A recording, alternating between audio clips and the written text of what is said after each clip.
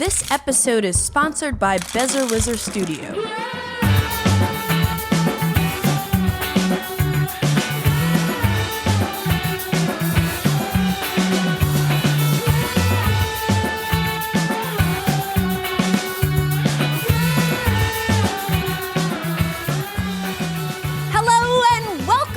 Episode 21 of the Board Game Geek podcast, where we geek out about board games, the mechanisms behind them, and the people who create them.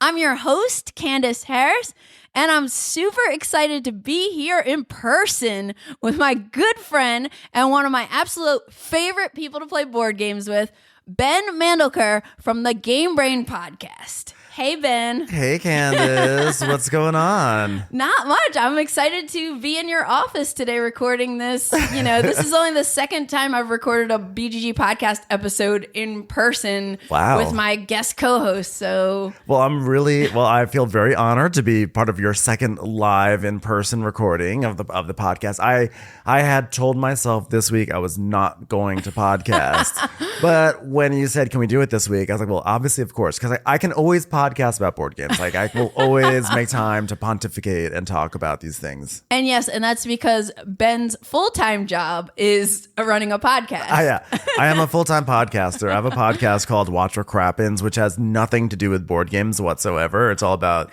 Bravo TV and like Real Housewives and things like that. But if you're into that, check it out. Yeah, I mean, people are always asking me, "Oh, are you gonna design a board game about the Real Housewives?" And I'm like, I would love to. I would love crossover, to. Yeah. I know, but I don't know how to do it. But we'll get TBD. you there. We'll get you there. What's new with you though? Not much. I mean, I've just been like playing lots of games. Again, like for Watch What Crappens, we just finished. We had a tour. We were touring across the country, and so we just finished. So I really have been digging into this week of just relaxing, playing as many games as possible, cooking, more games. But I'm really excited to talk about games with you because I will always talk about board games. I know, and we both talk a lot. We talk a lot. Talking about board games, so we're going to try not to make this episode 5 hours long. I know, but in case we do, everyone, choose your like bathroom breaks and get all your beverages ready, because this could be kind of epic. Yes, it will be epic. And I'm drinking coffee, which means I'm caffeinated. So everyone just better watch out. Today, we're going to be talking about 18xx, which sounds pretty dirty, but it's really just a genre of board games that Ben and I happen to both love and adore. And whether you're familiar with 18xx or not, we're going to tell you what it's all about from our kind of experiences, why we love 18xx games, and we'll also make some recommendations for games to check out. Yeah, I am so excited to talk about this. I mean, I'm like, this is going to be me all episode. I am so excited, guys. But I really am, and especially because by the way, the Venn diagram of 18xx board games and Real Housewives is very small. And I feel like I might be the sole occupant of it. But 18xx games have kind of taken over my life. And I'm deeply, deeply, deeply obsessed with them. And I'm on a mission to spread the word to the masses beyond sort of the niche that it occupies in our hobby. Yeah, and I think Ben and I, we both got into 18xx back in 2020, I believe. Yeah, during the height of the pandemic. Yeah. It was something I was always 18xx curious. But thanks to the website 18xx.games, which has a ton of 18xx games that you can play online, it's a wonderful site, and it just made it very accessible while we were all, at home isolating. Yeah, and I think my very first game was with Jennifer Schlickburn and Bruce, and they taught me 18 Chesapeake. And I remember because it was still the summer of 2020, so people were starting to get together but play outside or still playing with masks on and everything. But I walked away from my first game of 18 Chesapeake and I was like, I have to buy this. I love this. Why did I wait so long to try these games? Yeah, they're super fun. Jennifer also, technically she didn't teach me my first game. My first game I tried to learn at Strategicon. It was 1862, and we're going to get into what all this means, but 1862 is on the deep end of like it is a crazy game, and the thing that I just like stepped into it like, sure, I feel like I'm smart. I play board games. I know rules. I'll be fine. And I was like, oh my God. And you play heavy board games I play heavy board games. And I was like, but by the way, don't let the story make anyone feel like scared. Right. It was just one of those things where I went on the deep end of this genre. And then during the pandemic, Jennifer taught me 18 Chesapeake also on 18xx.games. And then I was like, oh yeah, this is my new favorite thing of all time. We're also going to share some of our initial impressions of 1880 China, since we had the opportunity to actually play a game of it together. Like maybe it was like a month ago at this point. Yeah, it was about a month ago. Yeah. And it's the perfect game to center this discussion around because because it's amazing. Because it's such a good game. Spoiler alert. Spoiler alert is so good. But before we start talking about 18XX and 18 China, I'd love to hear what you've been playing lately, Ben, even though I know some of it. But let's jump into fresh plays.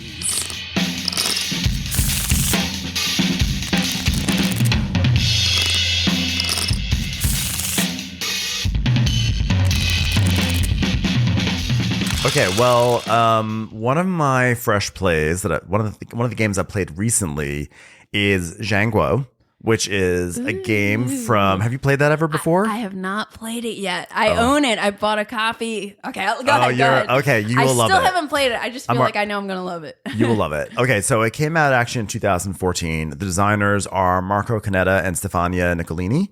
It's published by What's Your Game and is for 2 to 4 players. But interestingly enough, Sorry We're French is doing a re-implementation that's coming out soon. Awesome. They're also the same people who re-implemented Iki and made it like the sensation that it is today. Right. So they did a great job with that, and I would have kept my copy of their version because I actually have the OG Iki right there, and I just love it too much. Even though I love the changes in the new one, I can't give up my original Iki. Until the expansion comes out. I know I'm gonna have to get it again because now like the expansion is not gonna work with the OG Iki, which is just a shame. Anyway, ZhanGuo it's a great game. It is a heavy card-based game where you're building your own little tableau, but you're also doing stuff on the board. And essentially what happens is that as you build out your tableau in this game, you are adding bonuses to certain actions. So like, for instance, if you want to contribute to the Great Wall of China, you take a certain action to do that. You do like the wall action. And as you build out your tableau, something might happen where like, oh, when you do the wall action, maybe you get a resource, or maybe you get to move something or whatever, because you get that bonus. And the game it's really important to hit your bonuses in this game. But where the shtick of the game comes in is every time you take an action, you can either build your tableau or you basically can play a card to take an action. Like if I wanted to take that wall action, I have to play a card to the board. And all the cards are numbered. And if you play a card that is like, if your card is a higher number than the card that is already sitting there on the board, because it's like a single stack, sort of like a Concordia. Once you put a card on there, if your card has a higher value, then you get the bonus of the wall, for the wall action, for instance, in this example. If it's lower, you just only do a basic vanilla wall action, and you never want to do basic vanilla. So it's all about like building out bonuses on your tableau and then being able to actually use those bonuses. And you have to, through the card play, you're like, you see someone puts down like a 30 and you've got a 70 in your hand. You're like, okay, can I do something else before I put the 70 down? Or then someone else puts like 110 and then you're like, oh my God, I can't get my bonus anymore. So it's all about timing your cards as they go down. And it's an excellent game. Yeah. And what's your game? Like I'm pretty sure I've mentioned on this podcast before, just I love so many what's your game games like Nippon. We both love Nippon. Madeira so good. is great.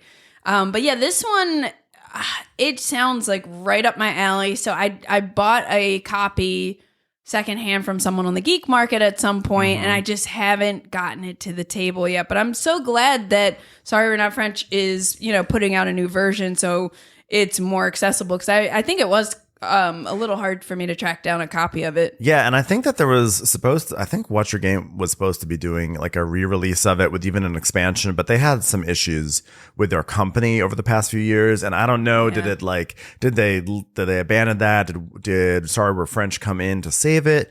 Not sure, but like whatever the version is anyone winds up stumbling upon, like maybe someone's listening to this in like 2 years. It is like a really interesting, thinky game. And the funny thing is that after I played that game, we then played Lisboa right after. And it's very similar in that you're playing a single card to a region and you're going to activate something with that single card. But like how you do it is going to be impactful. So it's just a really great, thinky, deep game that really deserves some sort of like rediscovery by people. So that is ZhanGuo. From What's Your Game by Marco Canetta and Stefano Niccolini. Yeah, and ZhanGuo is ZhanGuo. I guess it'll be in the notes, but yeah, but it's good. People may not know. And wondering. Yeah, it's to go along with our theme of 1880 China. This is like, I don't know what year it takes place, but it's Chinese themed today. So for the past year or so, I've had multiple friends kind of express interest in learning, because they know I love coin games, and they were like, oh, can we play Cuba Libre? And so I finally got a date scheduled on the calendar, and we were planning to do it last Saturday. And one person had something come up and had to rain check, and then we couldn't get a fourth. And then another person had to bail. So then there were two of us. And we were like, oh, should we just rain check, or should we try to do something 2 players?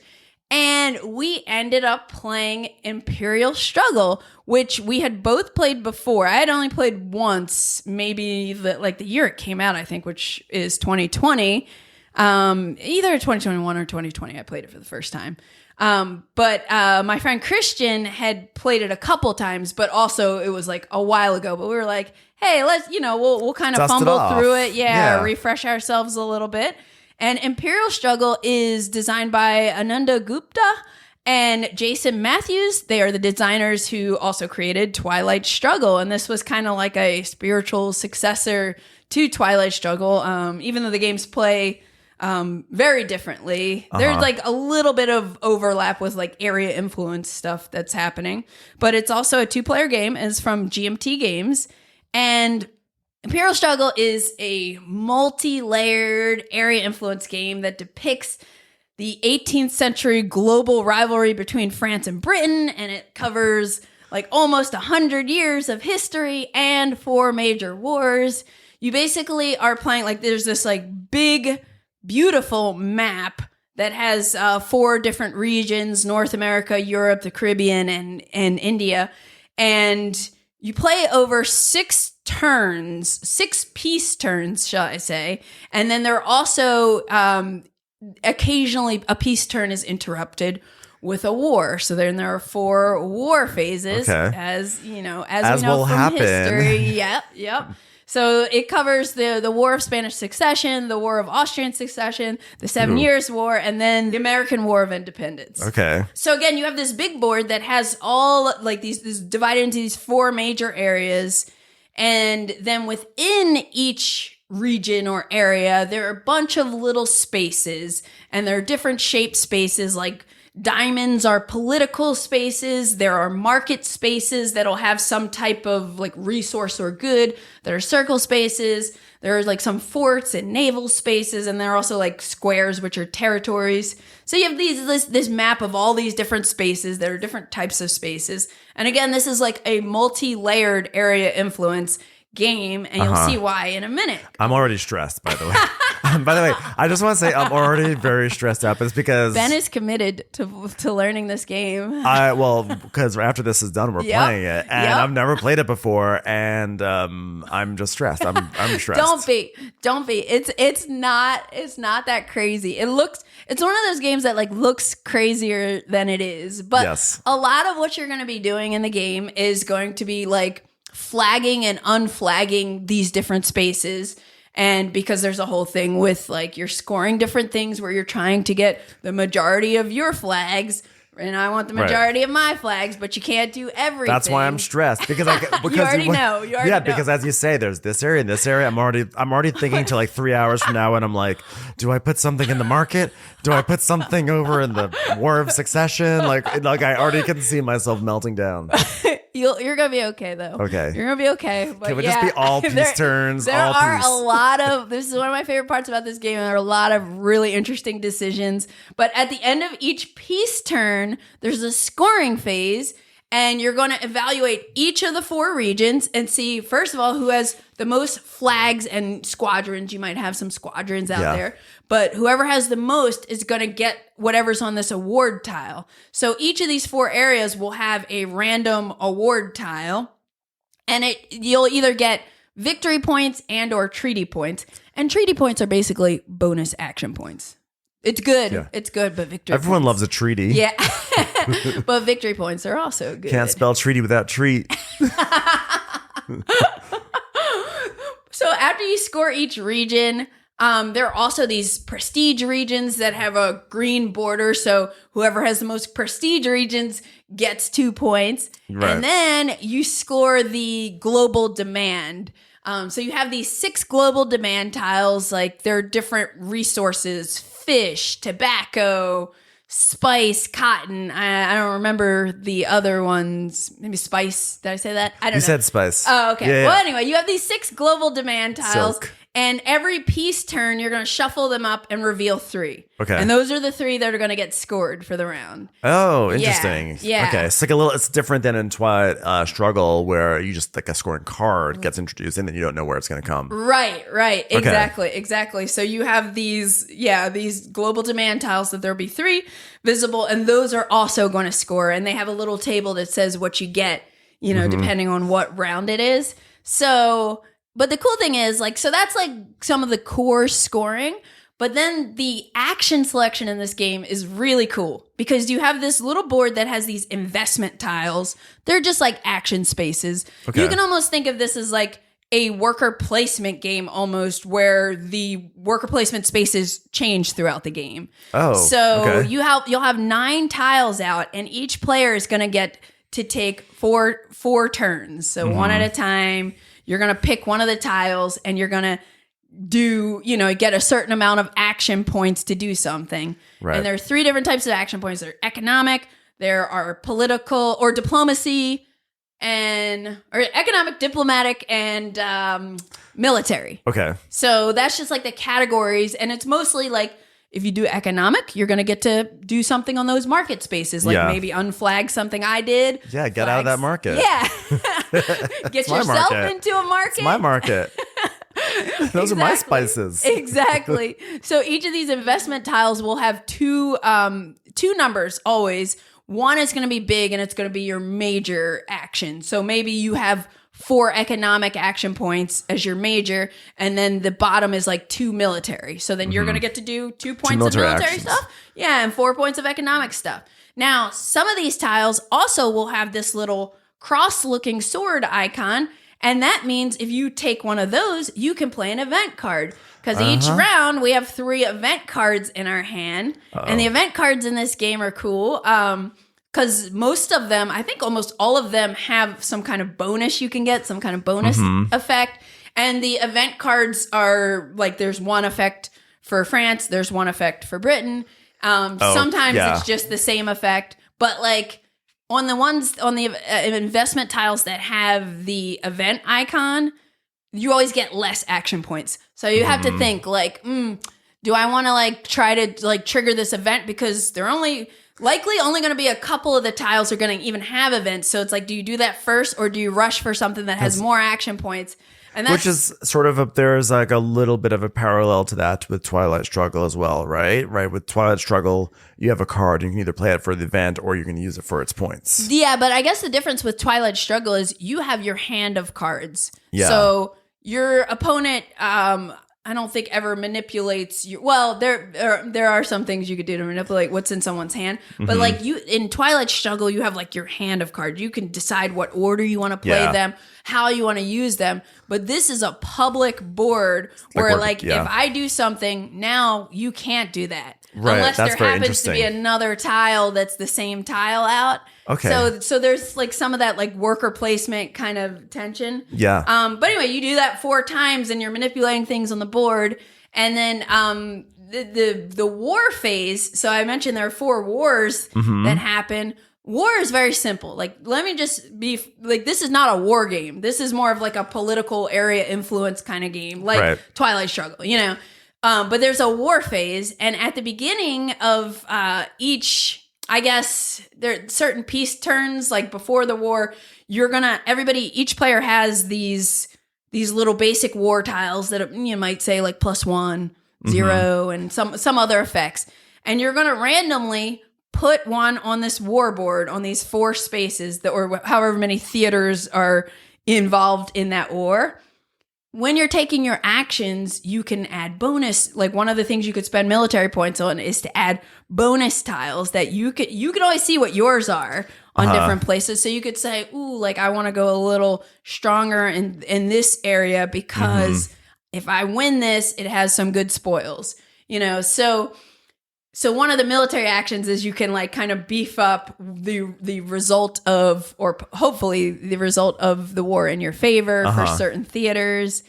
And so that's cool. So the war phase is like almost like it's like a resolution of all these things. Yeah. So that's where you resolve everything and you flip over the tiles for a theater. And then there are certain things like having, you know, maybe control of certain markets that might give you bonuses towards your war strength. So it's another thing that kind of scores and gets resolved. Another thing you're competing over. There's lots you're competing over in this game. And then each side has their own little deck of these ministry cards. And each peace turn, you'll have these 2 cards that are face down initially. And you can pop one up, and now you have some special thing, and you can kind of like build your strategy around it. And so it sounds like a big tool bag of things that you're working with. Yes, and you can synergize those cards with the event cards that you draw. And so there's a lot going on. There are also these advantage tiles that you can get. Like when you hit certain spots, when you take over certain spots on the map, you'll get the advantage tile. This gives you like either a special ability or like a bonus action you can trigger, and you kind of tap them once per round. You can use them, but if you lose that territory, it has to go back. So there's a lot at play here, but it is so good. It's like I played it on Saturday, and I have been like obsessively thinking about it and wanting to play it again and reading about it, reading reviews. What made it pop more this time? Because you said you'd played it once before, and it doesn't sound like. It seems like this time you texted me and we're like, have you played this? Yeah. You played this? So it's like what made it? What caught your fascination this time around? So I think after the very first time I played it, I had very similar feels where I was like, oh, I love this game. And, you know, I can't wait to play it again and again. But it's been like I think it's been 2 years probably since I played it. So this time I played it, it's like, okay, I had already played it once. So I knew a little bit more. And I think I just I don't know, the more I play it, the more I see what the game has to offer. Yeah. And I feel like both times I've played, I have not actually read the rule book. Like the first time I was taught, my friend Drew taught me. And it's always one of those things where after I play it, I'm like, oh, I'm going to read the rule book, but I never did. And then in this case, we were kind of playing it last minute. So I didn't have time to read the rule book. So I just watched Game in a Nutshell's video, which is very, very great, awesome tutorial video if you want to try this game. So then I watched that just to refresh myself. But then after, I was like, now I want to read, because Christian had played more than me. So I was like, he'll fill in the gaps. But I was like, now I want to read the rules. Yeah. And the more I was reading the rules, and I'm like, we made some rules mistakes. And I'm like, I want to play this again. And I want to play it again. I love it. it's like often when I play games, I think about like I need to cull games in my collection because I have way too many games than I have space for. Yeah. And this is just like one of those games that's like, nope, permanent spot on my shelf. Yeah, permanent spot on my shelf. So yeah, I don't know. I'm very excited to like while it's fresh, like revisit it, try it again. Learn more. I'm very excited for you to destroy me this afternoon, because I won't destroy you. I really? won't. I don't think I did win last game though. Because I'm like, I have to say, I'm very bad at these kind of tug of war games. Like I was so bad at Watergate. I do, and generally speaking, I actually don't love the tug of war games. But I do have Twilight Struggle. And I haven't played it in forever because it's such a good game. Yeah. It is such a good game. Amazing. And it is such a stressful game. Like you are like in a state of tension, like extreme tension for like hours on end. And on top of that, there is that element of people who, like there's a sense of you want to play with people at your same level. Although I don't know, I may actually revisit that. Believe it or not, I may revisit that feeling, that sensibility that I have about Twilight Struggle, because we are going to be talking about 18xx later, and that is an element of like being okay with not being experienced with it. And so I wonder if now that I've gotten into 18xx, if I might be more comfortable with being bad at Twilight Struggle. Yeah, that's tough because I think with Twilight Struggle, like, if you're playing with someone who's an expert, and I'm kind of on your level if you ever want to play with. Like, okay, I've only played Twilight Struggle like once in person, and like once or twice on the app. And I played Twilight Struggle Red Sea like a few times, but like I'm not like one of those experienced people. But I think like even if you're new to 18xx. Like, I don't think you're guaranteed to lose as much as like you're sort of guaranteed to lose against people who know the Twilight Struggle cards. So I think that's a little different. But but way to be open-minded about it. Like I'm that way too, because you can learn something from getting whooped too, Yeah, well, I'm intrigued to see what this is, all the fuss is about. And I'll be curious to see what you think too, because I don't think it's as... Like, there's tension, but I don't think it's that... I think it's in a different way with Imperial Struggle. Yeah. But anyway, that is Imperial Struggle. Definitely worth checking out if you like... it's not, like, extremely heavy, but, like, if you don't already play heavy games, it'll be a little bit to learn. But they're again, Game in a Nutshell's video is really, really excellent. Very, very good tutorial of the game. So that is Imperial Struggle. What else have you been playing, Ben? Well, I've been playing some like little card games here and there. And then we played, I think you mentioned on the previous week's episode or previous episode of this, we played Skymines. And I just want to give a quick shout out to say that was so incredibly fun. That was that was the most fun I've had playing Mombasa or Sky. I hadn't really played Skymines before. I've done it solo once, and I played Mombasa several times.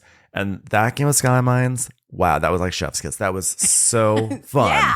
It was wonderful. I feel like Skymines is now like, oh, I'm so glad I have this. But since you already talked about Skymines, I'm going to talk about a game I can't even believe that I'm talking about it here. Like, I can't believe, like, my big moment on the Board Game Geek podcast. Where my face may potentially be on the front of Board Game Geek, and I'm going to be here talking about this game. I can't believe it. But we played Gold West recently. Yes. And Gold West is from 2015, designed by J. Alex Cavern, and published at that time by Tasty Minstrel Games. The player count is 2 to 4. I wrote down 2015. Like 2,000 people can play this game. But I think it's getting a re-release. It looks like it because the art on the BGG page is completely different from yours. Yeah, so I don't know who is re-releasing it. But either way, it was released by Tasty Minstrel Games. So I acquired it in 2015, actually as a review copy, because I had a little blog that I was like trying to basically write board game coverage for, and it's like lying dormant and sad, but that's fine. So Tasty Minstrel actually sent me this game. I'm like, am I still obligated to say that they sent it to me? So this is a game that plays in about an hour, and it uses Mancala mechanism at its centerpiece, where basically we're all prospectors. I think maybe in the American West, specifically California. I think it's a gold rush Feels like considering it's called Gold West, I would say it's the Gold Rush. Yep. It definitely feels like it's on the West I'm Coast. believing you. Pertains to gold. And basically we're all kind of like we're excavating gold and minerals and things out of our mine shafts, I guess. And we're using that's where the Mancala mechanism comes out, because like as we pull things out of our shafts, our mine shafts, we like drop things along the way, and then whatever is like left over from this. It's hard to really describe, so I'm not even going to bother really getting to in the weeds about it. Just know it's a Mancala. It is a Mancala, and you drop resources off on basically a few different spaces, and when you run out of spaces, you'll have some things left over, and you use those leftover essentially cubes. I hate saying cubes because it really reduces it down to its most abstract form. Yeah. But in this case, you sort of have resources, some metals, maybe you have some precious wood. metals. There we go. Yeah, maybe you'll have some stone, maybe you have some wood, who knows. And so you're going to use those things to build little tents or settlements on the game board. And then any precious metals you get, you'll be able to use them to invest in an area called Boomtown, which is basically endgame scoring points. Or maybe you'll spend those metals on, there's like a little stagecoach track, which is adorable. Little stagecoaches just going down. It's just a track. Yeah. That's what stagecoaches. Oh, I just flung my straw. But, so that's, you can do that, or you can use them to. What was the third thing we use our medals on in that game? There was a third. There are like contract cards. Contracts. That was the big thing. Sorry, everyone. I just spilled coffee like all over my laptop. No. No, it's fine. Just some dribbles.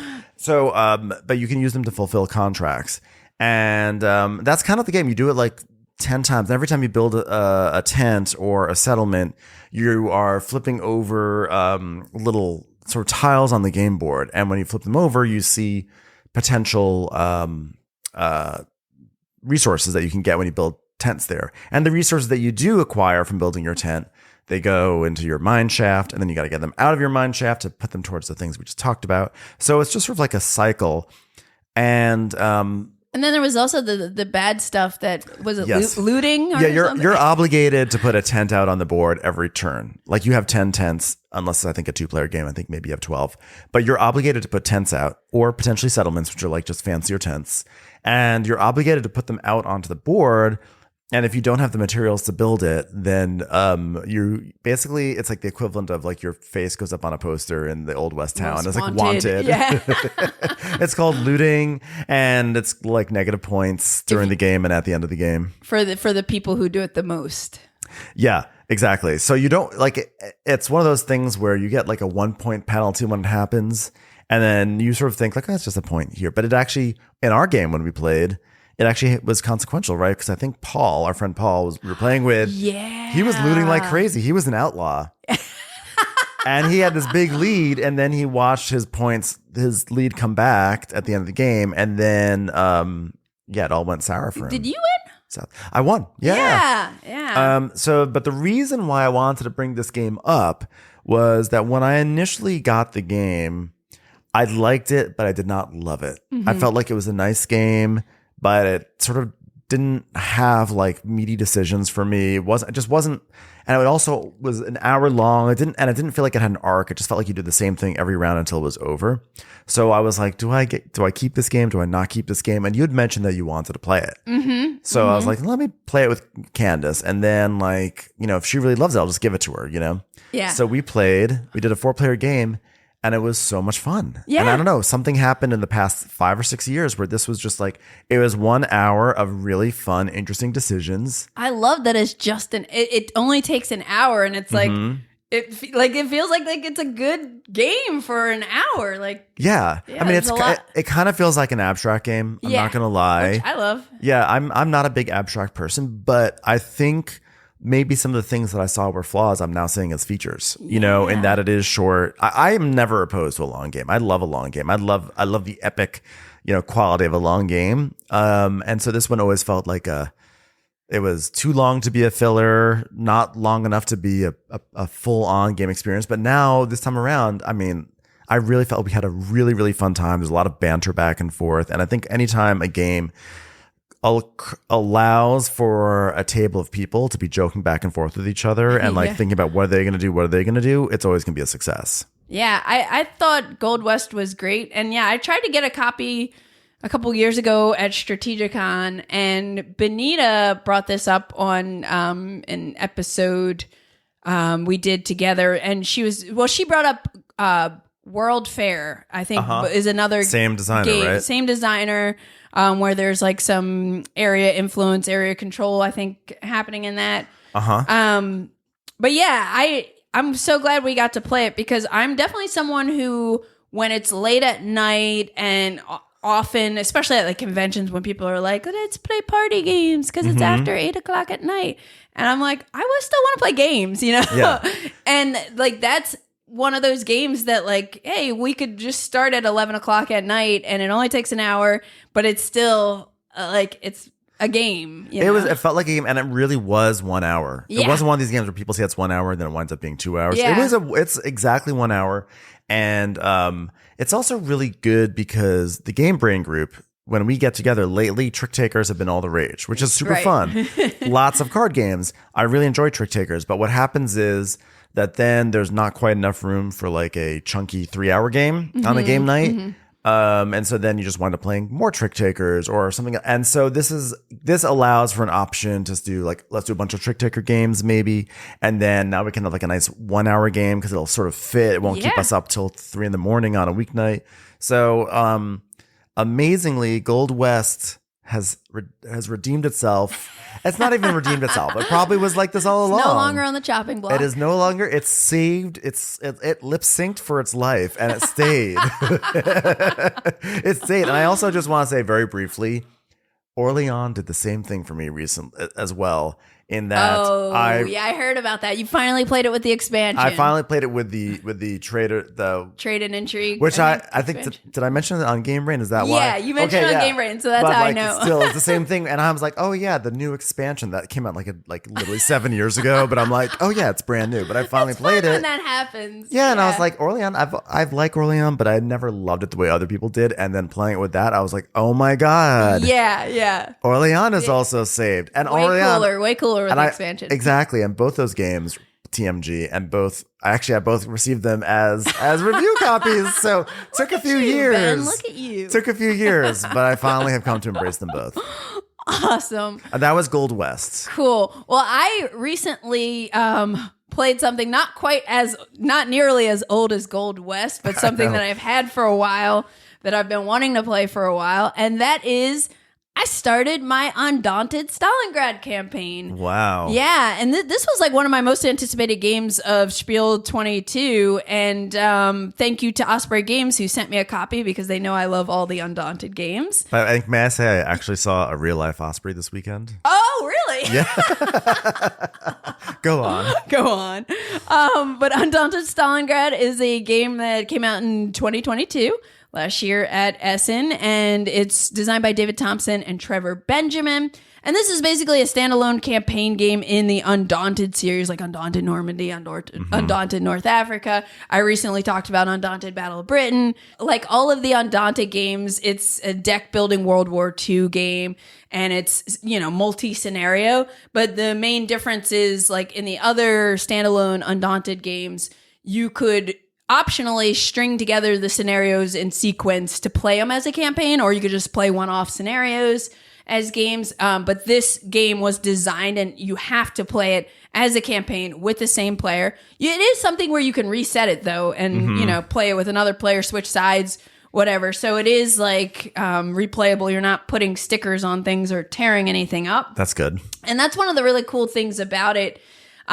So each player has their own scenario book. I'm playing with my good friend Jake, who Ben knows. Love Jake. Love Jake. Love Jake. And I am playing as the Soviet army, and Jake is playing as the German army. And so we each have our own scenario booklet, which is new because in other Undaunted games, you just have like one standard scenario book. But now we have our own. And before each scenario, you read this briefing, your own briefing. So it's secret. And it's like telling you the narrative of what's happening, but from your perspective, and their different characters that, are in your crew. And it was really cool because it's just like we got really quiet and we're just like reading our books. And but it's like, it feels thematic, right? Because it's like in a real war scenario, like, I don't know what they're planning to do, what the other side is planning to do.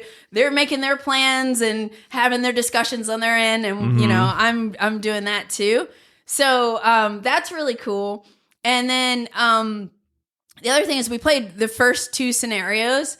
I won the first scenario. Woo!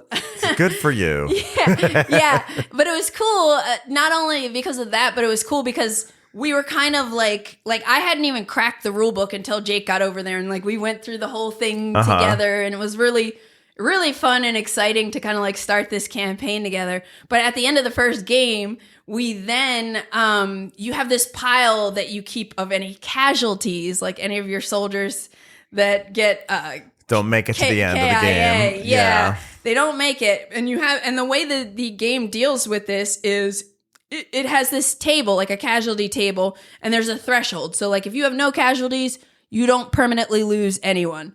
If you have like, I think it was like 1 to 4, then you're going to permanently lose one of those soldiers. If you have like 5 to 9, you're going to permanently lose 2 of them, I think is the range. And then what you do is you take your whole casualty pile, you shuffle the cards, and you randomly, so in the first scenario, we both had to like permanently lose 1. So you flip the card and you're like, that was my machine gunner from squad A. Oh. And what you do is you have this reserve deck of cards, and then you go and you find each of the cards has this little code on it. So you find the reserve version of that person, of that soldier, and they come in like looking a little injured, and then their actions that are available are more limited, a little bit weaker. So you still keep the same amount of like riflemen and gunners in your deck, but some of them might be just like these weaker reserve versions. And then on the other end of that, you also upgrade 2 soldiers each game. So then we got to take the rest of our deck and shuffle it. Yeah, and then we got to like level up 2 characters, and now we have new actions on them. And so that was really exciting. I also will just give a quick thank you and shout out to Folded Space, because they sent me the Undaunted Stalingrad like custom folded space insert. Okay. Which at first, like one of my friends was like, I don't even know why you would need that. But the main game does come with, the base game comes with an insert, and it's like one of those like black plastic trays. Yeah. But the folded space one, not only does it have like cool thematic art, it has like card slots that are labeled. So it's like, this is your available deck, this is your reserve, this is your upgrade, this is where you put removed cards. And you just sit it on the table such that it faces, like Jake's decks are facing him, mine are facing me. Then we each have our own little token trays, which are really nice, and it like makes setup such a breeze. I don't like putting them together. Look, I do not like putting those together at all. But now that it's done and we're playing with it, I'm like, it's a dream. This is clutch. Well, I think that anytime you get an insert that's not just about organization, like when you put things in the box, not only is it organized, but like, I like inserts where you can take things out and they sort of turn into trays or they turn into whatever. And when the game is done, like you just put the trays back in and you're set. Yeah. And that's what this is. Like I had already pre-built the insert and had everything organized. So when it came time to play the game, it's just like bloop, bloop, take the trays out, sit them on the table. Everything is nice and organized. So I really, I dig that. And like I said, I don't know, so far, then when we started the second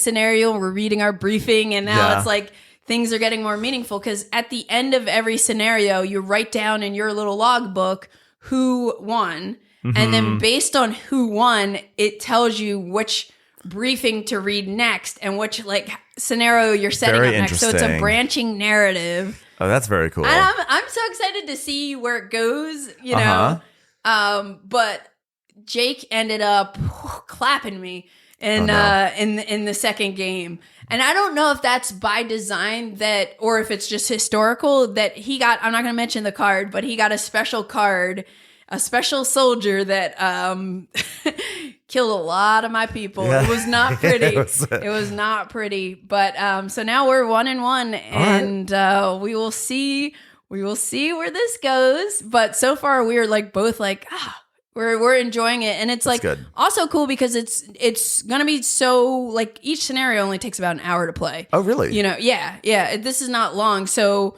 now we can like just pick a weeknight here and there and keep it going and like knock out 2 scenarios. It reminds me oddly a little bit of Mind Management, which I haven't played it yet. You will love it. First of all, it's great. It's a great hidden movement game. But one of the features of it is that you can play it just sort of like you can just play the game, but there is sort of like a quasi campaign to it. They call it the shift system, where essentially, there's the person who is hidden, and there's the other 3 people who are trying to find them. Yeah. And each game theoretically takes about 45 minutes to an hour. Although I've definitely played games that went really long, and no complaints. It was like tense and wonderful. But then, like, whichever side loses gets to take, like, open up this box of cards or something like that. And it'll give them an advantage for the next game. Like, the idea is that you play several games over the course of the night. And so you're unlocking, each side unlocks advantages based on who wins. So it sort of reminds me of that when you mention this idea that, like, depending on, who wins, you do a different scenario, and like coincidentally, Jake wound up with some sort of like super soldier. Yeah, and I don't know, and I'm wondering if he would have won if I would have ended up with something, or if maybe this is just kind of like the path of the history why that happened. Well, we'll find out. I'm definitely like one of the things I knew about this game even before starting the campaign is that like. Also, the tiles, which all the art is so gorgeous in this game. It's Roland McDonald, and he just like the soldiers look cool. Like even the injured soldiers, I don't want them in my deck. I don't want them in my my available cards. But it's like such a cool feature that it's like, ooh, we took this hit, and this is what happened to Jimmy or whoever. They all clever. have names on them. Oh, I have love a lot of female soldiers too. By the way, Soviet side. I love that they have names because I have this ongoing thing with board games, which is that if you're going to have characters in a board game, you should name them. You always should name them. And I base that off of Dead of Winter. Yes. Because Dead of Winter has all those characters and they're all named. And the amount of sort of storytelling that just naturally happens at a table when you have named things. Like, I'm sure that you and Jake were like, oh my God, you hit Scotty O'Grady or whatever your character's name was. Every time I had a little moment of silence for all my people. Yeah. Like Baseball Highlights 2045. Great 2-player game, by the way. It technically does 4, but all the little baseball players have their little names, and as you play, it's like, oh, here comes this person again. I forget. I haven't played in a while. I forgot their names, and even Thunder Alley. I always talk about this. People don't know this. I still haven't played Thunder Alley. Thunder Alley is super fun. And when you play it, you're in charge of. You have a fleet of like a team of cars, and you have a play mat. Because, when cars basically are out of the race, they go onto your play mat or things like that. But if you look closely on the play mat, you see that each car has a driver and the drivers have names. And then if you look really closely on the play mats, you see that some of them have the same last name. And you're like, oh, they're like maybe brother and sister or something. And you start realizing there's actual like thought about the name of these play mats, and it creates a story when you're playing the game. So to hear that this game has put names on all these soldiers, I just think that's such an easy way to enrich any board game. Yeah, and the starting deck, at least my starting deck, it was cool too because I read my briefing, and then as I'm playing and certain people's names from my briefing come up, and I'm like, oh, there she is. And yeah, it's a great way to get yourself like kind of invested also in these characters, right? Yep. So that is Undaunted Stalingrad. I'm so excited to kind of keep exploring and seeing like, what they've done here with the narrative and everything. Yeah, let us know how the war turns out. I will. I will probably give an update either midway through or when we're finished. But yeah, check out Undaunted Stalingrad. Pretty cool. Yeah, absolutely. So Ben and I just had a super fresh play. Soup's fresh. Really fresh that we were like, we have to talk about this. So fresh, the boxes are still on the table because I was too lazy to lug those heavy boxes downstairs. But by the way, speaking of inserts that are functional and make life better. The one that we got for this game does that. Oh yeah. And the game we're talking about here is Twilight Imperium 4th edition. The other Twilight game. Yeah, the other Twilight game. Exactly. Twilight Imperium, this is a game that has been around for a while, since 1997. Wow. And the 4th edition came out in 2017. It's designed by Christian T. Peterson, published by Fantasy Flight Games. 3 to 6 players, but with the expansion, you can play up to 8 players. And, I think I've talked about it before. I definitely have at some point, but it's just basically this epic sci-fi kind of empire building game where each player is going to take on the role of like one of these very like asymmetric factions, and you're kind of vying for galactic domination. You're fighting their politics. There's economics you're managing. It's like basically Nerd Factor 50. Like it's off the charts. Like you were saying, I am leaning into nerdiness today.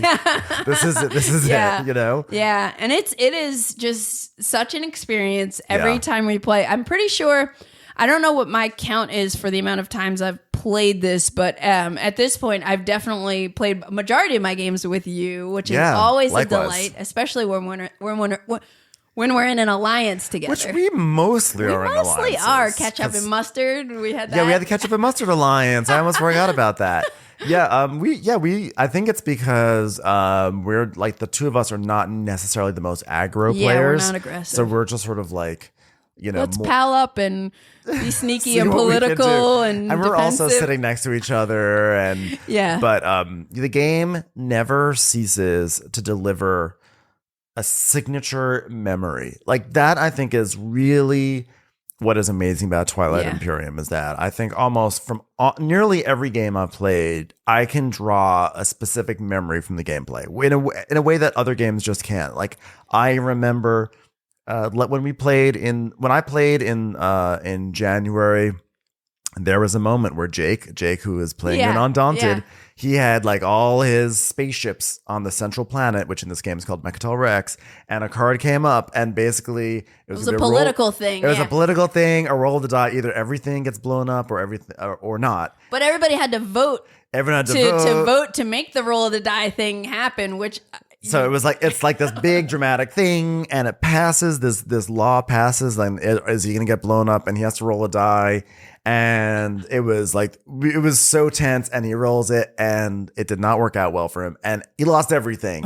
Everyone went, and like, it's a tough thing. It was a tough thing for him. Yeah. But then we always talk about that. He's a good sport, and and it's just like it's a memory. I wasn't in that game, but I definitely heard about it on Game Brain Podcast and from Jake and you.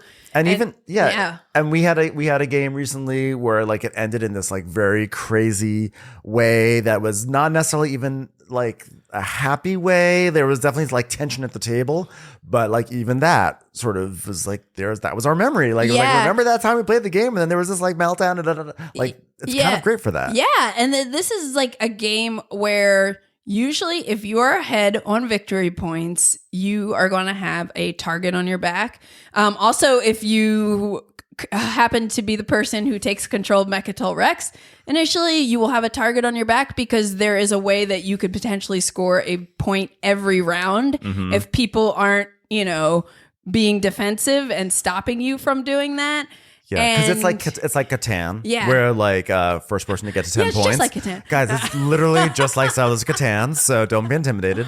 But but in the sense that like all you have to do is get 10 points. Yeah. All you have to 10 points in 12 hours. Yeah. It is definitely, it's an all day experience. Like I think the shortest game I've ever played was 8. I think on the longer side, it's 12 hours, depending on... I think I was in that short game with you. We were like, wow, we had to like go to a holiday party or something. I'm like, hey, if we could get done by like 9 p.m., come on. And we made it happen. But yeah, so I mean, I think what's interesting playing the game, I just find it to be a very fun game. It's like, it's silly, but I do think there's like interesting choices and dilemmas, but it really is a very, very social game. I think at the end of the day, it is about, convincing everyone else that you're really not as much of a threat as people think you are. Yes. You know? Yeah. And that's like, and also, of course, leaning into doing things with the board, but like, it's tricky. It's really hard. And this last game was particularly fascinating because I was going for some early objectives to get some very like low hanging fruit points. And so as a result, I sort of was I was tied for the lead for at some point early on in the game. You were like, that's it. That's my 5 points. That's all I'm getting. And I genuinely, I kept on telling everyone, listen, guys, I've got 5 points in me. And after that, maybe I can scrape up a few more points. But everyone thought I was just like, you know, BSing at that moment. Everyone thought like, oh, that's just like Ben. That's Ben. He's going to pretend he doesn't have any way to score, and then he's going to try to crush us. And I was like, no, you guys really don't realize. I really don't have it. Like my game, I have not built up my engine. I've got no troops. I had such a thin, you know, fleet of spaceships. You also played all your secret objectives pretty early. Yeah, so I made myself a target, but I also knew I was like, listen, I know I look like a target. I should not be a target because my game has no legs, you know. But no one was believing me, and people don't believe me anyway. When we play games, generally speaking, people don't believe me. I was kind of believing you, but I don't trust anybody. Like, even though you're really balancing your alliances here, so it's like, hey, let's not attack each other, okay? And then I'm like, okay, but I still like, I'm like, he might attack me or something, you know. So you just never know. So I believed you. But I also am always skeptical in this game. Yeah. Well, because the thing is that fortunes can change, like, you know, so quickly in TI4, which is what's also fascinating about it. Like, you really don't know when you're creating a power vacuum. And it's also interesting how the board state can just influence things. Like, I felt like we had to be allies because we had a giant portal amongst our homes. Yeah, because of the way the board got built out. Yeah, like everyone else in the entire board could just like come into our backyard. So we kind of had to like band together to keep everyone out if necessary. So anyway, so I was like, well, my game doesn't have any legs. But then as the objectives turned over, I was like, oh, I actually think I can get that one. I was like, actually, I might have like a few more legs. And I was like, oh, I think I can get that one too. And then all of a sudden, I was like, oh, actually, I think I can win this. I think for the first time ever, because I'd never won it before, I was like, I think I can win this. And the only way to stop me from winning is if our friend Jordan invaded my home planet. Yeah, because for most factions, almost all, I think all but this one faction, yes, if someone takes control of one of your home planets, you can no longer score victory points. You have to control all of your home planets in order to score. So Jordan was the closest to Ben and was like, this is the way we have to prevent Ben from scoring. And I'm like, do it. As much as I'm like Ben's ally, I'm like, you do it. I support you. Yeah, even I was like, I don't want you to do it, but you have to do this. Yeah. Like, you have to. I hate it. I hate it, but you have to do it. That's the play, yeah. So, and he didn't want to because he had other things he needed to do, but he was like the one who was like pushed into like, they're like, go on, Jordan. So like, so he came over, he kicked me out of my home planet, and I was like, dang, like I was like, it was bad. And he had these giant spaceships on my planet, like just fully taken over my peoples. And I was like, I had like 2 dinky spaceships 2 tiles away, and like a carrier. A carrier is basically like it's not a combat ship. It's there to move things around. Right. And but my the race I was playing was the Yisrael tribes. Yisrael tribes. And their whole thing is that they can hoard action cards. And so I hoarded. And I was like, I have to, if I am going to take back my home planet and like clinch this victory, this is my only chance. Because if I don't do it this turn, it's all over. Next round is going to be a wash. I will not get it. And I'm like sitting next to Ben as I'm just like seeing him try to calculate and see how he can get his planet back to like bring it home. He's like, yeah, I might have a Hail Mary. I'm just sitting there and I'm like I'm looking through my cards. I'm looking through the actions. Look what everyone else is doing. I'm like, this is going to be a Hail Mary. This is going to be a Hail Mary. And because Ben was able to hoard cards, he could also stall a bit. Like, where like at some point I couldn't stall because I ran out of my command, like my little action tokens. I didn't have any other actions. So at some point I'm just like, I have to pass. And Ben was kind of like waiting till everybody had to pass, and then I was doing that, but I was also, because I wanted people to like use their action cards and stuff. Yeah. But also, I had a power that once everyone passes, they can't use action cards, so that would be good for me for combat. Oh, and then I that's also, cool. and then also I was like, I upgrade these little dinky ships. I think they're destroyers. the destroyers. Yeah, they only hit if you hit like a 9 or a 10. But then I had a way to upgrade them, so I upgraded them at the last second. There, it's like so. Even then, they're not amazing. But one thing that they can do is before the combat, they can like roll a whole bunch of dice. to get and those some can hits hit, off. They can hit like dinky dinky spaceships. The fighters, yeah. So I upgraded my destroyers so that we could roll more dice to go after the dinky ships. And I had a card that said, actually, don't go after the dinky fighters. This applies to all ships.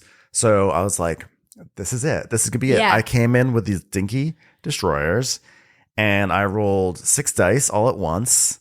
And I hit on 6 out of 6 dice. These little ships took out the dreadnoughts, took out everything, and then I went in, and so basically... And then he was able to trigger the Imperial card, which let him score mid-round, and then at the end of the round, he scored again, and that got him to 10. So it was really beautiful. It was awesome. But let me just say what else was happening in the galaxy. Please. At the same time... I mean, the galaxy does not revolve around me and my people? So while Jordan had to go in and, take Ben's home planet, I got bold and decided to go and attack Mechatol Rex, which is, Jordan had captured Mechatol Rex early in the game and, was sitting on it and occasionally building up more forces, and it was very intimidating. But I was like, I have to go in there and like soften him up, and then maybe somebody else can come in and do something, So I made an attack on Mechatol Rex, but then because again, I couldn't stall, I had to, I ended up moving out of there to set myself up to potentially score a victory point next round if there was going to be another round. And then the plan was for Jason to then come into Mechatol Rex, but I wasn't supposed to vacate early, or at least I wasn't thinking about like, oh, if I vacate, Jordan's going to come back into Mechatol Rex. And that kind of pulled him away from hammering on Ben.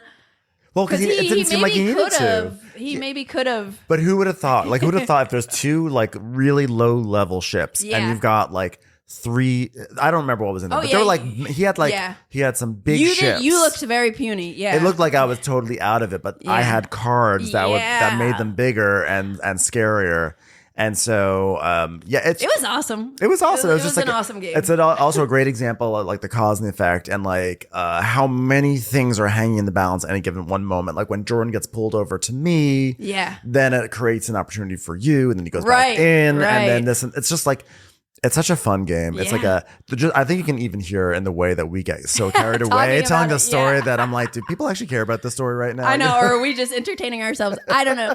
But also like the political phase. Oh, I love the political phases in this game, or the agenda phase. Yes. And in the agenda phase, whoever the speaker is, like the first player more or less, they get to flip over an agenda card, and it's something that we vote on, like a law or something, like, hey, vote on one player to give them some cool ability, and whoever gets the most votes gets this card and gets some cool ability. But people have these action cards, which are these like spicy kind of cards, and you can do crazy stuff. They have riders. Like at one point, I played a rider on a vote, and I said, I bet everybody's gonna pass this, and now I can't vote. But if it passes, I get a victory point. So then everybody had to think about like, oh, we don't want her to get a victory point, but do we want to fail this? And like vote against our own interests just to stop her from getting a point. Yeah. It's such a great game. It's a blast. One of my favorite games. Yeah. It was. You know what's crazy is that my last point about it is that at the beginning of the year I created a 10x10 challenge for myself. Which I'm not doing very well on, but I put this game on very ambitiously. 10 games of Twilight. I was like, Imperium. I can play 10 games because the truth is this: we always play with 6 people, but I played this game with 3 people before, and I would be interested to play a 3-player game. I'm not opposed to that. You don't get the full range of dynamic, emotional experiences but you still get a fun game of like conquest and battle and all that stuff. So I think what I want to do is get some more like 3 or 4 player games. Yeah, because they're much shorter. They're only like 4 hours. I was gonna ask about the 3 player game because like the first 2 times I played it, and granted, the first time we were very new, it took us forever with 4 players. I definitely but we were new. Really? Oh, because I definitely played a 3 player game once pre-pandemic, and I know that I had all day, slated for it, and then we were done in a few hours. Like, oh, okay, I guess we'll play Lorenzo Il Magnifico.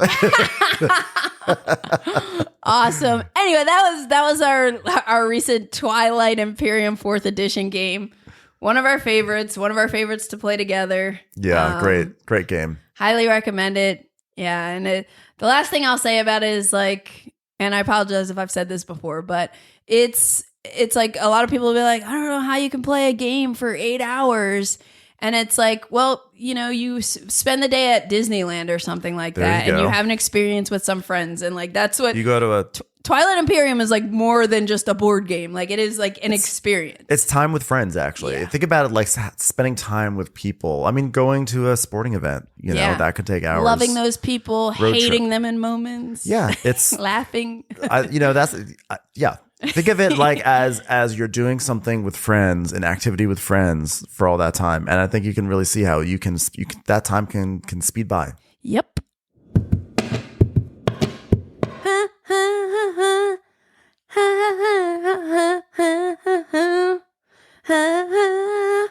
You know what song I'm humming from the 80s, right? No? Okay, well, let's try a different card. Let's talk about heist movies. Christopher Nolan with Leonardo DiCaprio and that spinning top thing? Exactly. You got the hint. It was Inception. And that's all there is to Hint Go, a super fun party game. But don't worry if you can't hum or get tongue-tied. You could be drawing what hipsters like or miming salad dressings. Whether you choose to hum, talk, mime, or draw, your teammates just need to guess the 5 answers while avoiding the forbidden one to score points and reach the finish space first.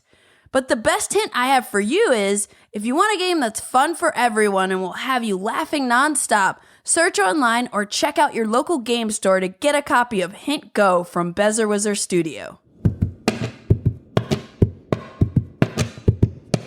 So let's talk about some 18xx games. Yes. Oh my goodness. 18xx. Yeah. Talk about long games as well.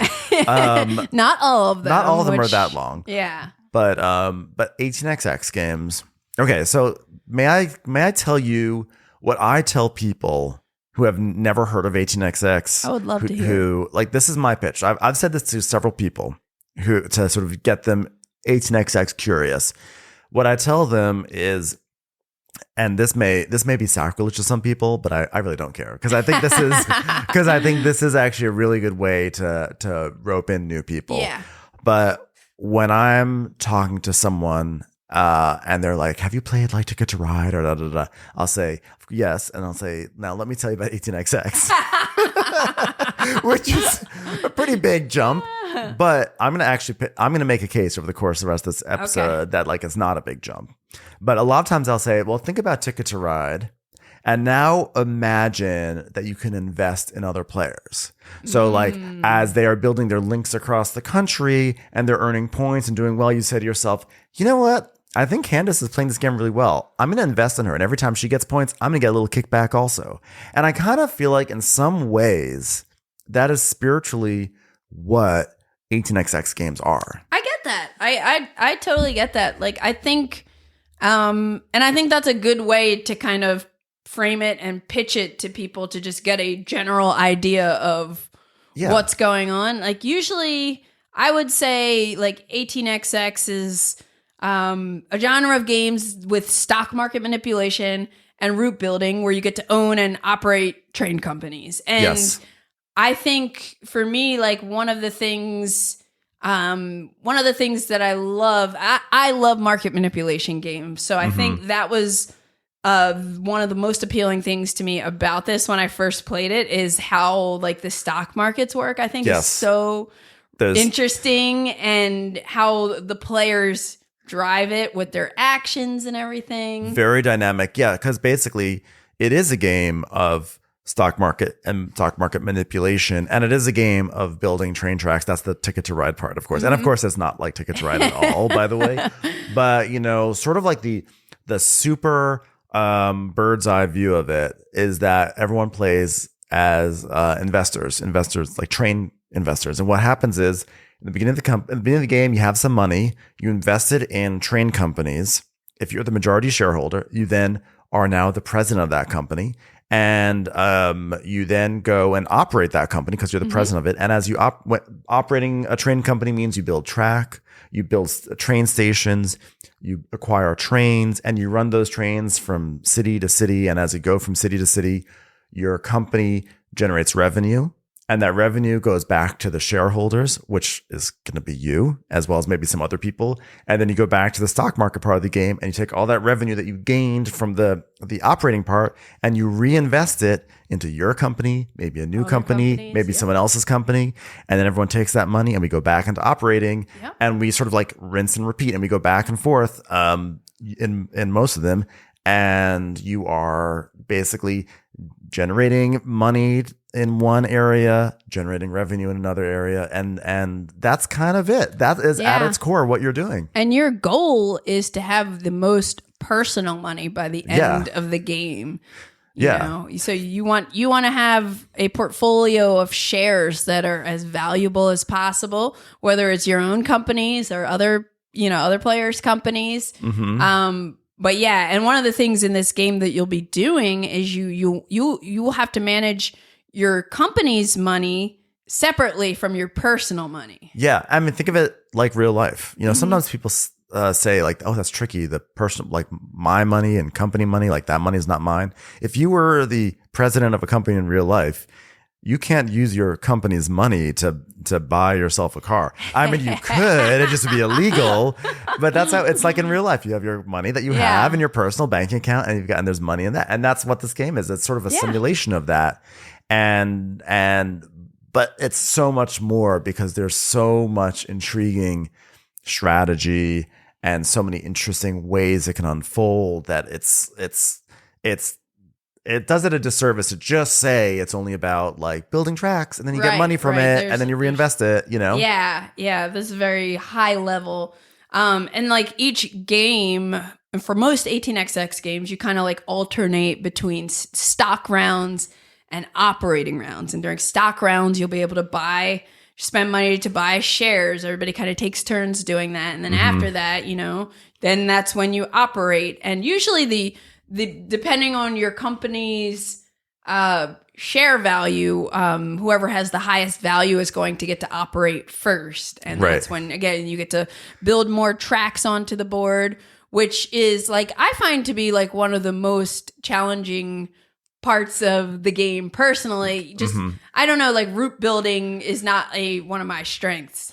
Yeah, but that's okay because you can get through a game like this. Now, we should mention, first of all, that the reason why we keep on saying 18xx is because these games, for the most part, all seem to take place in the 19th century. So there'll be one that's called 1822, one will be 1849. They always are 18 something. So sort of like a blanket name is 18xx. And just to give some context to all of this, the genre was pioneered by Francis Tresham, who he designed the very first 18xx game, I believe in like it was 1829. I think it was like early 1970s, like 1974. I thought you were saying it was designed in 1829. In 1829. Wow. He's like, I don't want to play with my hoop anymore. I'm going to come up with a board game. No, but I think the first one, either way, it was like in 1973, 74, something like that. Like literally the Vietnam War was going on. I mean, these games have been around a long time. And 1830 came out in the 80s. And that was the one. He also did that one. It was like the evolution of, I guess, 1829. And that is the one that kind of became like the mother tongue, or that was the one that caused the entire genre to explode. And I still haven't played it. I haven't either, by the way. Oh my God, we're so terrible. We've played things that have stemmed from it, though. Yeah, because basically 1830 was that kind of created the template, and then people started making their own variations on it, and then that's where you got all these other 18 and that's one of the really cool things, because there are so many of them, and once you learn one, then it's usually just a matter of like, okay, well, what's different about this one? So you can like kind of jump to different ones and explore all these like fresh twists on them without needing to. It's like once you understand how the overall system works, then it's like endless possibilities. Exactly. So just to drill down a little bit further about, we just gave a bird's eye view of like, you're basically investing and then you're operating and investing. What that really looks like is that you have certain parts of the game that are called stock rounds and certain parts of the game that are called operating rounds.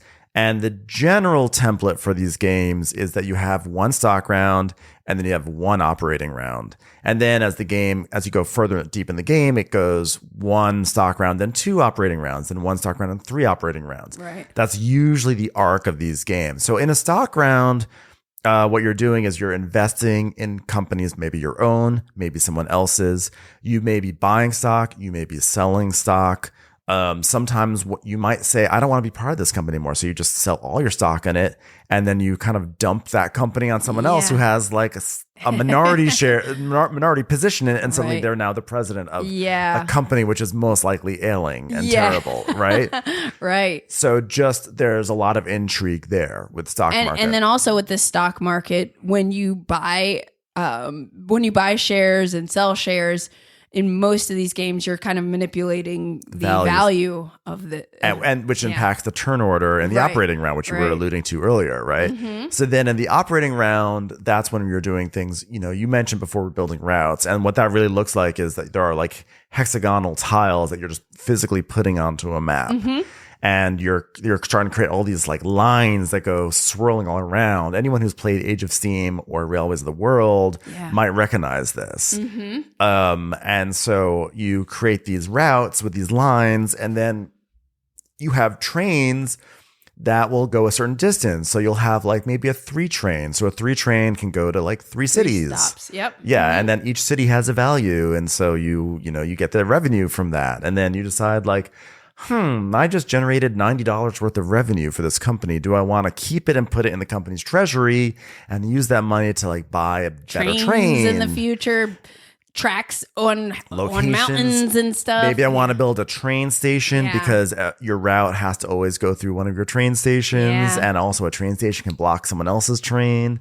And then, or you can pay out the money, because when you pay it out, then you as an investor have more cash to invest when you go back to the stock round, and it also increases the value of that company's stock. So that's kind of like, I would say, how like generally speaking the games really work. Yeah, and there's one thing we didn't really talk about with the game. We didn't. And the trains. So the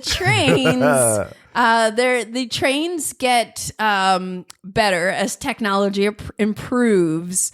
But there's a concept of rusting. It's the big bad wolf of the game. It is like the rusting is like this ominous force. The game always starts off like very gently. You're investing, but hey, I made some money. I made a route from like Philadelphia to Baltimore, Then it's like all how of lovely. A sudden, oh, my train's evaporated. Yeah, somebody decided to buy the first 4 train. It's like the effect of like walking out to your driveway and someone's stolen your car, and you're like, wait a second, I had a car. There was a car that was supposed to take me on this road. I just built a road to work, and someone took my car. Oh my goodness! I built a beautiful road. So because as you buy trains, you start to like, you have to buy the trains in order. Like you can't buy a 3 train until all the 2 trains are out. Yeah. All that have been bought. So like the moment that someone buys a 4 train, all the 2 trains evaporate from the game. Yeah. Disappear.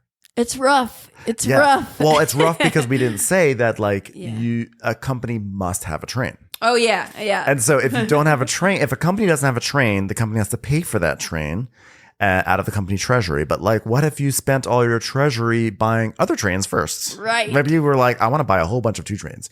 You're like, you know what I want to do? I want to buy a whole bunch of cars and put them in my driveway and leave them unlocked.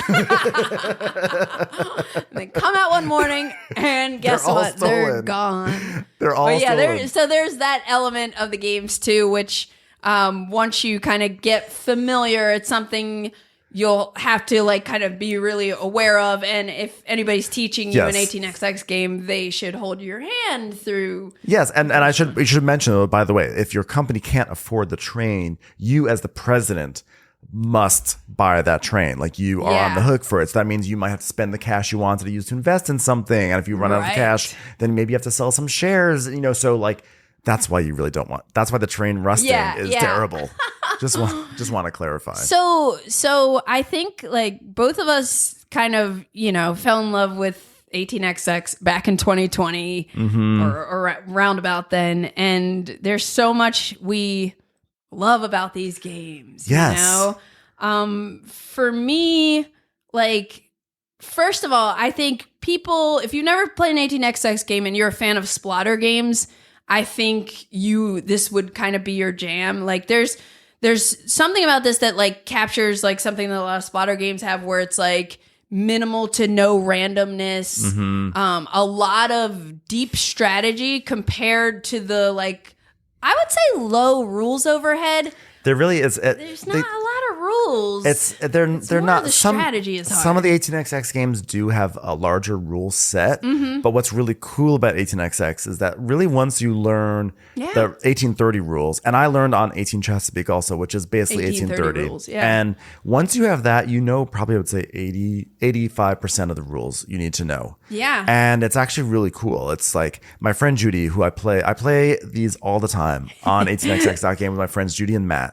And they are not board gamers. They visit the world of board gaming, but they're not like having a shelf like ours with they a will million like games and right. Like usually they're down to play. They'll play like Concordia. They'll play like Castles of Burgundy, but they really are not. They don't like to go too much further than that. Although I've gotten Judy to play Food Chain Magnate, but the point is they're not on BGG. Yeah. They're not in the hobby. Judy actually just joined. She just joined. Cool. But the point is they're not Addicts hardcore like game. You never say they're hardcore gamers, but they play this game. And Judy said that to her 1830 is basically like Latin, right? It's like this is this language, and that like all these other games are like the Romance languages that came from Latin. So once you sort of know this one language, it just not only does it really easy to learn the other games, it's actually really fun because you're like, okay, like how are we remixing what I already know, which is really cool. And that's assuming you find them fun. Yeah, assuming you do. Because everybody's different. But by the way, based on to piggyback on your splatter thing, what's really cool about splatter games often is that the players create a dynamic world. Like with Food Chain Magnate, you make a neighborhood that is like reacting and evolving based on needs and demands. And that's what happens in 18xx games. You really create these very dynamic environments with your trains. Like how you build your train network is going to impact what are like the hot spots on the map, like what companies are going to do well, and everyone responds on the table as such. Yeah, the player interaction is so rich.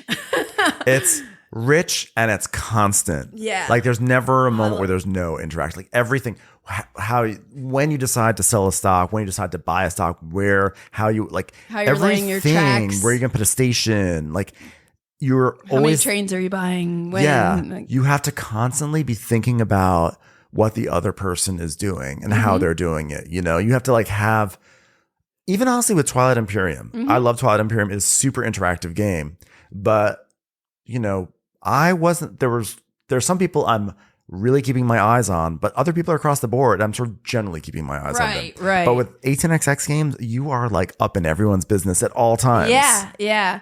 And it's like it's like one of those games where if you play with the right group of people, like it can be really fun. Like you don't need to take these games serious. I think it's a very social experience. It's a social experience. It's very much like Twilight Imperium, where it's like you have something going on the table below you, but like the amount of like jokes you're cracking around the table, the amount of like, banter that you're having. I'm not going to say the S word on Board Game Geek, but the amount of S talking that you're doing. Trash talking. There you go. It's really negotiating, it's really it's really, really intense. And what I love is that the games they're full of drama.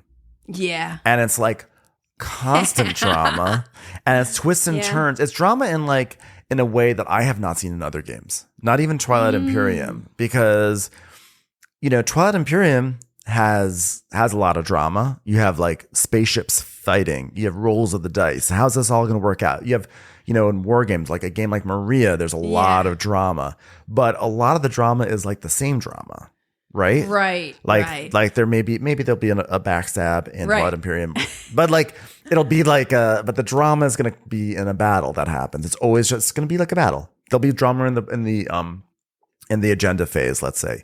But I feel like with 18xx, the drama is like all over the place in different forms. Like there's drama with like buying stocks, someone dumping a thing on you, right?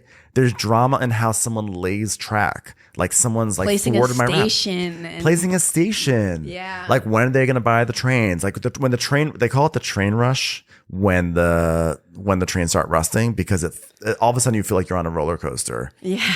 And like that is like such high drama. Right. And so it's every single game is like that. Yeah.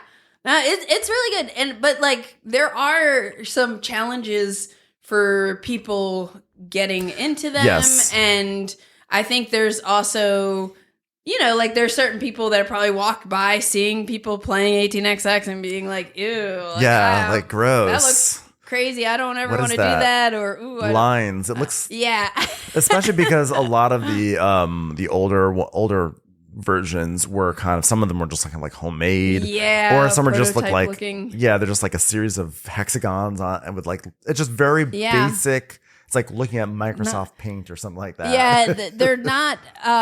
No, they're starting to improve. They're starting to get pretty.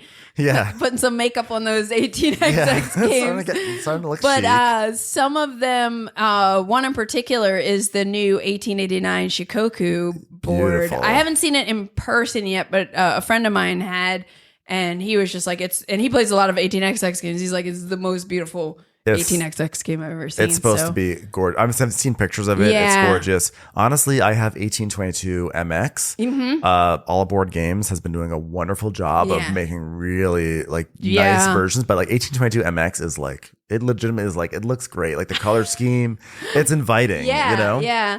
And like then there's like a lot of these games take a long time to play, and that could be a big barrier for some people. They do. They take a long time. But I will say, when I started playing these, I played Chesapeake, which you could play in like 3.5 hours, and that is still very long to some people. I understand that. But like for me, I was only seeking out games that were in that like no more than 4 hours. Like there's some you can play in 2, like 1846. Like when that, like I know people can play that. That's wild to me. But like we did over last summer, we played 18 Chesapeake Off the Rails, which is the sort of expansion. The expansion was originally called 18 Chesapeake After Dark, which is still the funniest. But they're like, well, they say these games aren't sexy. Well, guess what? 18 Chesapeake After Dark. But we played that a 6-player game. 6 players. And Matt was new to Matt was new to that. Yeah. And we started at like 7 o'clock and finished around 12 or 1, which is a long game, but it was like a night. Yeah. It was a Friday night. Yeah. But again, like when I first started playing these, I was like, I'm only going to play the ones, like the short ones. Yeah. Because I love the feeling of it, but I don't know that I do, like if I'm going to spend all day and play a game, I'm going to play Twilight Imperium, Right. That was my initial thought. And I still definitely lean towards the shorter ones. And I'm hoping there will be more shorter ones coming, It would be great if there were some shorter ones, just because it's sometimes hard to tell people like, okay, we're going to play this very long game. But again, it's the same mentality as Twilight Imperium, which is like you're spending time with your friends. Yes, and it's like, and that is like really fun fun time. And because, like I said before, these games have so much drama that it's actually a really great way to spend time with your friends. Yeah. And then there's also like, I think another barrier is again, like the trains. Not everybody likes. Listen, I'm not a train person. Okay. Can I just say this? I was not someone who had like model trains growing up. Right. I'm not someone who watches videos of trains. You know, I'm not someone who gets excited about trains. I mean, I like trains. Yeah, fine. Trains are fine. I like riding. Actually, I love riding a train, but I'm not like I don't put on an engineer cap and I'm not like one of those. But that's okay. Like, you know, like if the subject of this of like, oh, trains and finance. By the way, I'm also not a business person. Like. Right. Remember, I watched The Real Housewives. That's me. But like, don't let that deter you, right? Like, look, Monopoly. I know, you know, Monopoly is a massively popular game around the world. Right. That is a game about like rents, like you're charging rent. And you're gonna tell me, oh well, I have to be interested in land management in order to play Monopoly. You know, like right. Think about all the themes. Think about all the dry, dusty themes that we play in games. You know, like it's okay. Like just because it's trains, just because it's like a stock market, like that's okay. You'll be okay. Yeah, and like I think we just we love these games, and I think just like me getting into war games and historical strategy games. It's like something that like, probably when I joined the hobby, if I looked at these games, I'd be like, ooh, I'm never going to try that or something. But I'm just really glad I did. And it's like one of those things where I want to like share it with other people in case, because I think it's worth trying. You know, I don't think it's going to be for everyone or that everyone should or has to, but like. No game will be for everyone, but everyone should be into this. So, but I will say also another thing that people get scared of is because there is, you know, a stock market and because you are trying to like figure out your money, whatever, there's like a reputation that these games are quote unquote mathy. Yeah, and that's true. I guess they are mathy, but I don't see any harm in pulling out a calculator. You know, there's a lot of games out there that are really leaning into using apps to assist. Right. Like a lot of games will sort of like I'm forgetting the one. There's one recently that Deal with the Devil. Yeah. You know, like that really integrate use of an app. Waters. There's like using a calculator. If I don't see using a calculator to be really that different, and it's not hard math. It's sort of annoying mental math. But if you have a calculator, it's a breeze. It's not an issue. And also, it kind of depends on what style gamer you are. Like, I'm somebody who, sure, I'll play to win, but I don't need to win to enjoy the game. Yes. And so I don't have to like overthink everything mathematically. Exactly. I am just I'm enjoying the ride. Yeah. And the math is usually the math of like, do I have enough money to start a company? Like, and you have to, and this way you can just do, and usually by the, you know, you might get like these are thinky games. So at some certain point, you just don't want to do the math. So you just pull out a calculator. There's nothing wrong with that. No one will pass judgment. It makes life easier. But I think the other thing is, to me, the biggest hurdle I think there are for people in terms of approaching 18xx, and this is the one that I really want to change people's minds about. Like, this is the one. Like, this is the when we talk about demystifying 18xx, I think this is the point, that these games are only for hardcore players. You know, I know I did just say like, well, I was talking before about my friends who are not very hardcore, but like this is, they got into it because they just had fun. Yeah, these are games that have a reputation for being incredibly like intense, and it's like for the like a really specific niche of people in board gaming. And I'm here to say that's not the truth. It does not have to be the truth. Nope. I think it's all about how you approach these games. And I have some advice for people. Please share. People who feel like they're not like either experienced enough or feel like they're not adept enough or they're not good with math or whatever.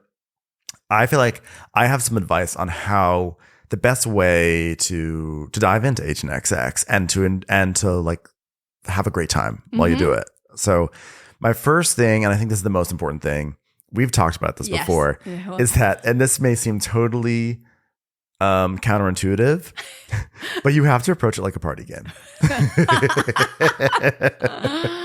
You really do. You have to view it as like, take it seriously, like it's a serious game, but also like we're just sitting down, we're gonna have fun. Sitting down to have fun. We're gonna have a good time. You know, like you've got your bowl of, it's like treat it like beer and pretzels. Yeah.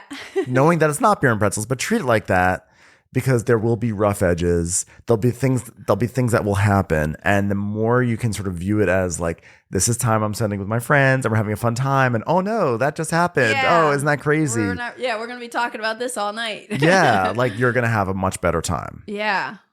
I think, because there are going to be moments, by the way, your trains will get rusted. And when you did not want them to be rusted. A company will get dumped on you. Someone will do something terrible to you. Yeah. Something bad will happen. It's going to happen. There are sharp edges in these games, but you have to see that as like comedy and as a twist and a turn in this entertainment. You also have to see this because, by the way, in advance of coming on this podcast, Judy and I were hanging out over the weekend. I was like, I'm going on my friend Candice's podcast. Yeah.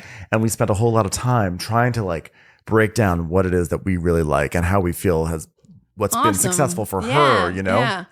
And I think in some ways you have to look at 18xx games as a form of entertainment that you are participating in, but also watching. It doesn't mean that you're being inactive, but you are just how you sit down to watch a TV show and you want to see where it goes. Right? Like with an 18xx game, there are so many plot twists. Like things are constantly happening that you would not bracing for. Right. And I think there's a lot of fun to be had to be like, oh my God, that just happened. Yeah. Right? Yeah. You know? Totally. I also think you have to accept failure. Yeah. Yeah. I know this doesn't, especially when you're like new to it and you're learning. Like, yeah. Like, I know this actually might sound like some people may be like, why do I have to do all this mental prep work? But also, because it's to show that like you can't, if you have this mindset, you can really dive into these games and have a great time. And like, just know that in your first few games, you are probably not going to win. Right. Just because it's not that anyone's a better player. It's that there are pitfalls that you cannot anticipate. Like I cannot teach this game and make you aware of all the traps you're going to fall into.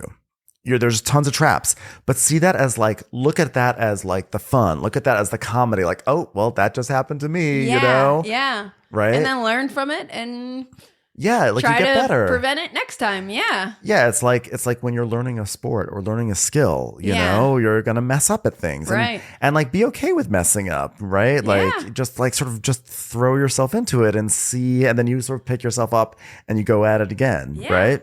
And like find the joy in that. Totally. Another thing is, a lot of times it feels like everything is like it's all over. It's done. Someone rusted my train. Someone my route got ruined. This or that. There's so many times when things are so bleak in this game, but like I also feel like those are moments where it's like an interesting challenge to dig yourself out of that hole, because you can dig yourself out of holes in 18xx. Yeah. Sometimes it's successful, sometimes it's not. But there's enough successes that for me personally, whenever I'm just like my back is against the wall, I've had enough successes that I have this like strange optimism that I can pull myself out of it. Whether or not that's like just like like naive. Yeah. Who cares? Because it's fun for me to dig myself out. And then there are two other things. These are smaller points. Okay. But these are things that my group really enjoy doing, which is when it's late in the game, sometimes there's not much to do with the map. So like have some fun with the map. Like, don't be afraid to like make some fun swirly tracks. I know that sounds so stupid, but it's actually like a really like we have creative, a lot of fun. Like you're making art or something. Well, not art, but sometimes we have a lot of fun looking at the board and we say, look at this mess that we've made. Look at these chaotic routes and like, oh, and look at that area over there. It's like it's going off to nowhere. Someone should like save that route, like add it on to something. It doesn't have any impact, but just like nice to do. But like it's a way of finding like joy in the game and in that way. And also, by the way, a lot of people will have a lot of opinions of like, well, you know what, on a fourth stock round of 1842, you should never do this because you should always do this. Don't just play the game the way you want to play it. Yeah. You know? Yeah. Do you ever find that like sometimes people have very specific things like you might as not well play this any further. If you did this, you're pretty much destined to lose. I'm always well, I'm gonna do come something at me. different. Yeah, come at exactly. me, bro. Yeah, yeah. No, I totally agree, and I think if you have a good teacher, they're gonna like get you into this game. And one of the things you mentioned at some point when we were talking about 18xx was just like, you know, you can, when you do know someone who knows how to play it, like you can get into the game pretty quickly and learn it as almost like it's a video game tutorial. Yeah, I think that like it actually should be taught like a video game tutorial, which is actually kind of the way Jennifer taught it. Yeah. Which is kind of immersive because I'm not one of those people that's like, I'll learn as I go. And I like to get all my rules up front. But I actually think that when you say all the rules up front, it actually can intimidate people. Yeah. But when you just sort of ease into it, I think as the teacher, it feels a lot more mellow. Yeah, as the teacher, just like ease someone into it, like just teach them about routes and running trains and people and just layer in the stuff, and people can pick it up pretty easily. Yeah, and then we were also like brainstorming, like, you know, if there are players out there who are new to this and want to kind of like dip their toes in and maybe give it a try because maybe some of this sounds fun to you. There are a few recommendations. Like I have talked about me and Jonathan Cox from John Gets Games have talked about Dual Gauge, which is not an 18xx game, but it borrows some mechanisms, some familiar mechanisms like the trains rusting and the stock market manipulation in a much shorter package that's a lot easier to digest. So that could be like a way to try something, see if you like what it's doing, and then kind of pivot from there. We also talked about 18 Chesapeake, which was an early game, my first game, but early games for a lot of people because there's not a whole lot of extra chrome. You know, it's kind of a smooth system, small map. It's still a very fun game, by the way. Fun. It's not like you're playing, like, it's not like Candyland. Like, you can still have a lot of fun playing it. And by the way, another perk to all this, I think we've sort of alluded to it, is that all these games have a lot of depth within themselves, but there's so much fun in also exploring all the different remixes. Yeah. You know? And you can explore a lot of them on 18xx.games, which Ben talked about already. And it is such a good site. At the first time I went there, I was like, this looks kind of like dry, but it's not. It's not. It's a super user-friendly site. It has an extremely liberal undo feature, which is so key because you can make mistakes. You can go back. Like it really empowers users. I would argue that 18xx.games is the best out of all the automated game sites that are out there.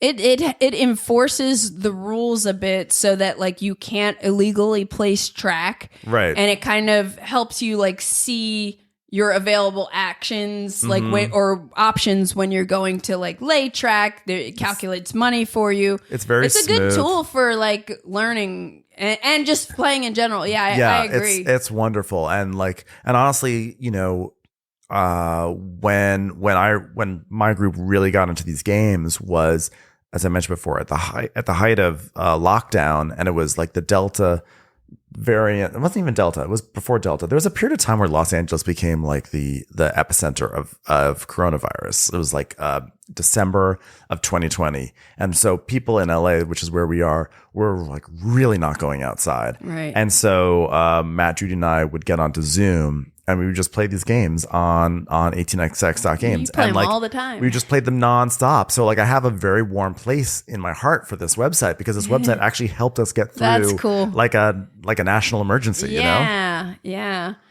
And then there's City of the Big Shoulders, which I've only played once. That was my gateway. Yeah. That was my gateway drug because I've been curious. I'm a huge Railways of the World fan. Like I love Railways of the World. You got me into that. Which is the true success. That's the true next step from Ticket to Ride.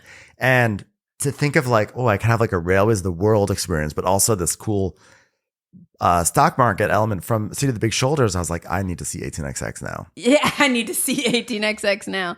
But yeah, those are like any other like good starting places? You mentioned Chesapeake and Shikoku 1889 are the ones that I would start like newbies on in terms of 18xx. And then once people are more comfortable with the system and want to start exploring new maps and new games, I think the next 1846 is often and has been frequently also lumped in the category with good intro ones. I actually don't think it's has a great lot intro going on, I feel. Yeah, it has enough, because I did play it with a friend. It was her first 18xx game, and there's half pay and there's a lot of private companies, and she's very smart and she's very good, and I think she actually won that game, by the way. So proof that you can win on your first one. Okay. But there are enough stuff in 1846 that I think it should be a next step, not a starter. Yeah. I would agree with that. 18 Los Angeles is a variation on 1846, and it's super fun. Never tried it. So play that one on 18xx.games. And then 18MX is also, it's pretty bare bones, but has enough little stuff in there. It's like a good way to dip your toe into the world of mergers and things like that. Yep. And then I've played 1882 was I think the second one that I played. Mm-hmm. That was good. I love that one. Yeah. I love that one. It's a little it's nastier. Like the tiles run out. That's where you get tile drama. Where you're like, okay, I'm just gonna send my railroad route off, just straight ahead to this city. It's like, oh my God, that tile isn't there anymore. I can't do that. My entire strategy was based off of being able to build that city. Oh, by the way, we didn't mention another good one that I think is good intro. Intro or next step. Maybe next step would be 1848 Australia. Yeah. That's really good. That's a next step. Maybe next step. It's just enough stuff. But it's good. I love 1848 Australia. That's a great one. That's a great one. But 1882 is super fun, but it is much sharper edges in that. Things can go crazy in that game. And 1849 is also very interesting. And it's supposed to be short, right? Yeah, it's one of the shorter ones. A lot of these I've really only played on what they call it dot games. Yeah. When I say that, that, the community often just calls it dot games because 18xx dot games it's annoying to say after a while. But that's a fun one, and that introduces a concept of hex trains, which I'm not going to get into, but it's like a different kind of train, so it changes your thinking a little bit. I put out a brutal but fascinating is 18 Ireland, which I'm currently playing. It is really brutal. It is a nasty little game. I love it. And actually, Judy, Matt, and I were on the East Coast this past weekend, and we were all on the same flight back to LA. So we all fired up our laptops on the plane, and we started up a game of 18 Ireland, and we spent 6.5 hours on that flight. It went by in a second because we're all playing this game. And it's I don't feel like 18 Ireland gets enough love, but it should. But it's really good. And then if you want to, then when you start getting into bigger remixes, you have 1817, which is a really good one to explore the madness of a financial game where it's really about stock manipulation. That may be our next big game. I think that might be my number one, 1817, my favorite. That'll be our next big 18xx game, but our next big game is going to be Here I Stand. Oh yeah. Yeah. Oh yeah. That's sidebar. Sidebar. I'll talk about that after. Yeah, and then the last one I'll mention is 1822, which is another sort of ecosystem of 18xx games, which is very, very fun, but it has a lot of extra new rules. So sort of work your way up to that one. Yeah. So again, we mentioned some people just don't like the theme of trains, so that could be a turnoff. But there are a couple games you can check out if you want to try these mechanisms with a different theme, and one of them is City of Big Shoulders again. Mm-hmm. That has that shares some elements. Then there's a game that's coming out. When are we getting this? Because I don't know, but I pre-ordered it. I feel like I've seen this one on 18xx.games. I'm like, what the heck is that?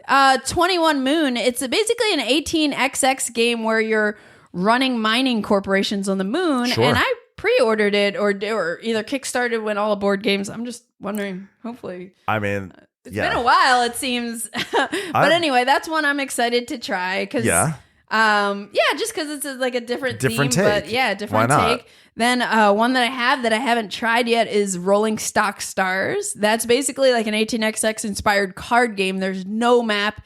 It's all about the stocks and financial stuff. So if you're into that, but you don't want to deal with trains, but you want to run companies and mess with stocks, that's supposed to be excellent.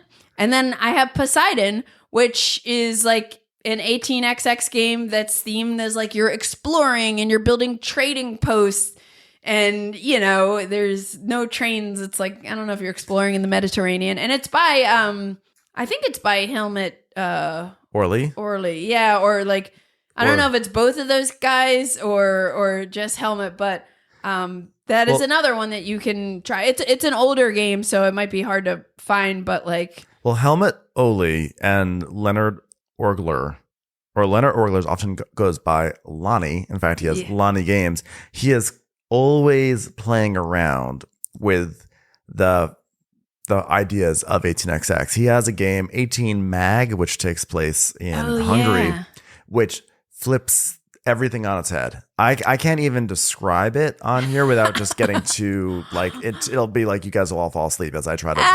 But he takes something and he turns it on its head, and it's totally fascinating, and he's always remixing things and playing around with it.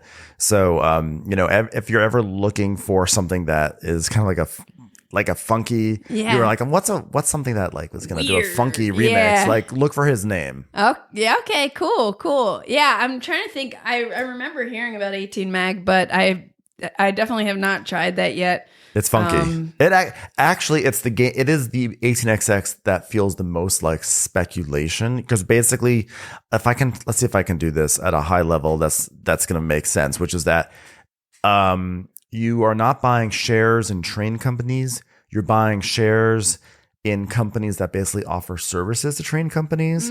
So like, but you still run train companies.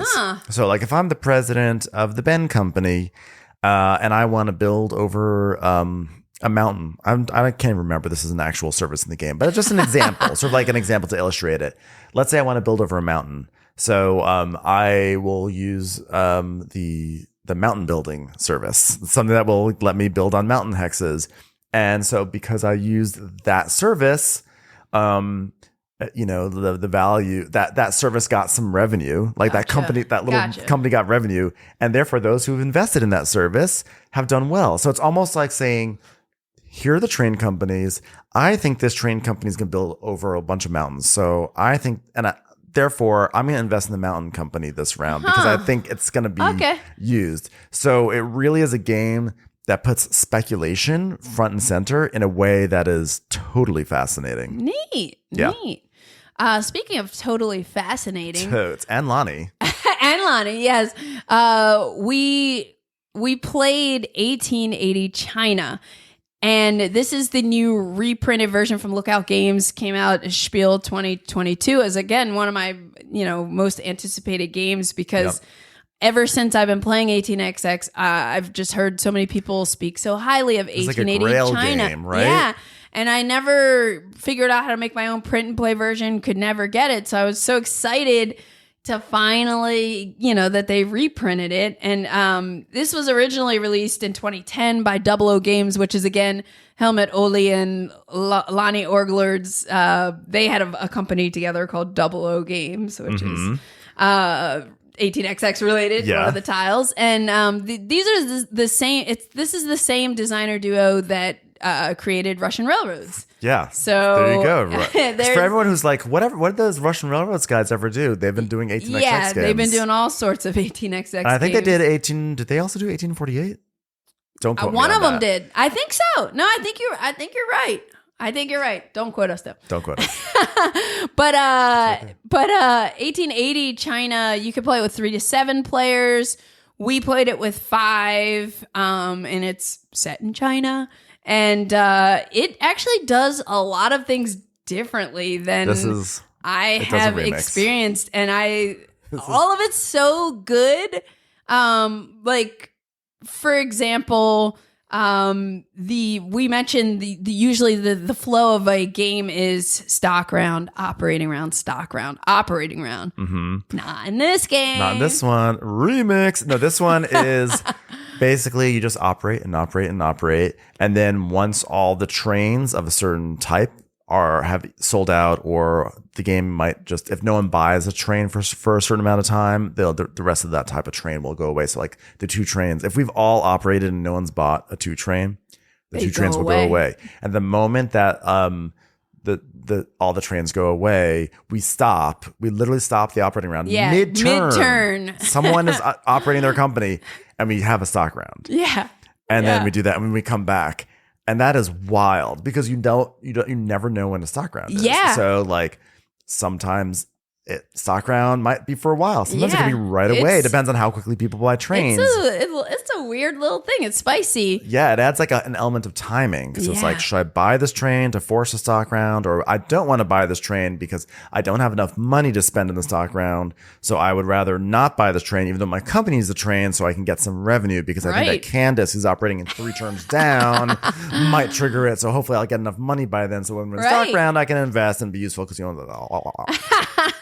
Yeah, and then another thing that's different about 1880 China from a lot of 18XX games is the turn order for the operating phase. So usually in an operating round, the turn order is, again, whoever has the highest stock market value. That company's going to go, and you just go in descending stock market value order, and that's how you operate. So it can change throughout the game. But in this game, there's a track on the left side of the map, and it's a par price area. So I think 100 is the highest par price. And just so people know, we talked about how, you invest in a company and then you might become the president of the company. When the company is new, just in general for any 18XX game, when the company is new and you decide that you want to invest in it, you're basically starting the company. You decide what the stock price is going to be initially, and that's called parring the company. Yes. And you decide like, I want this company to start at $80 per share.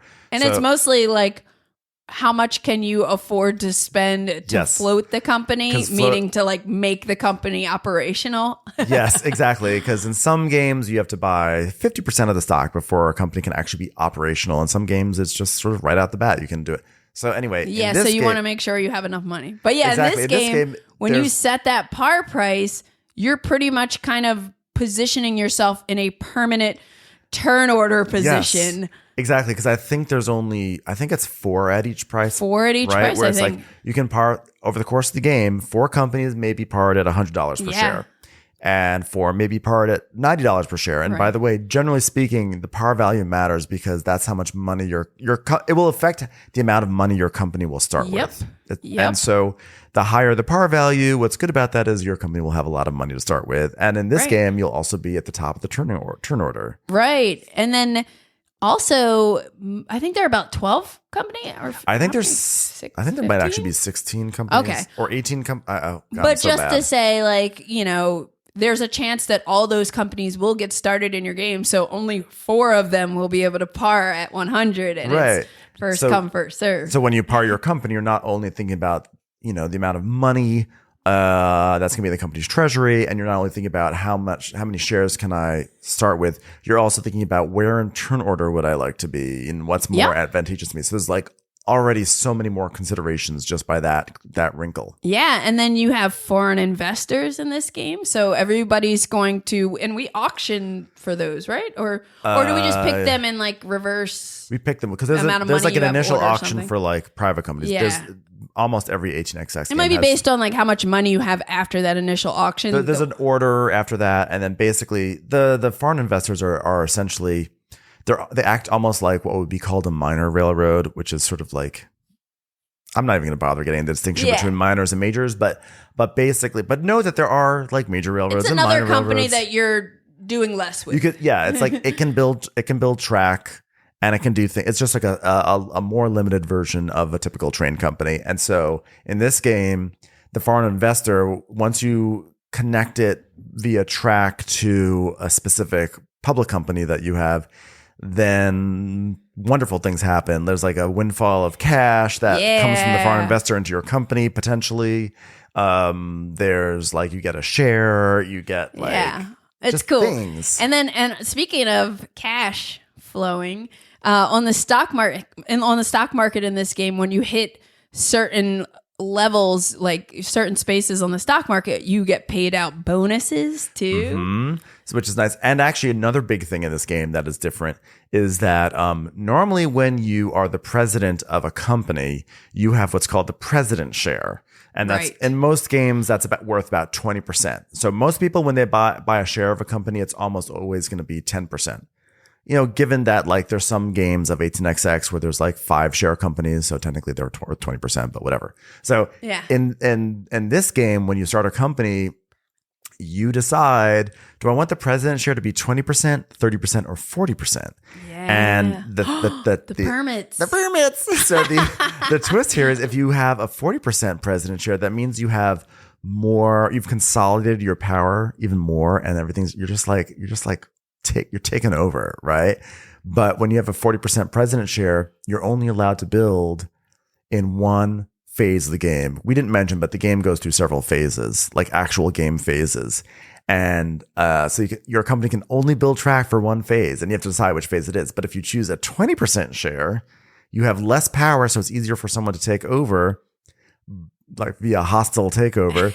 But you can operate your company, you can build track in three phases. Yeah.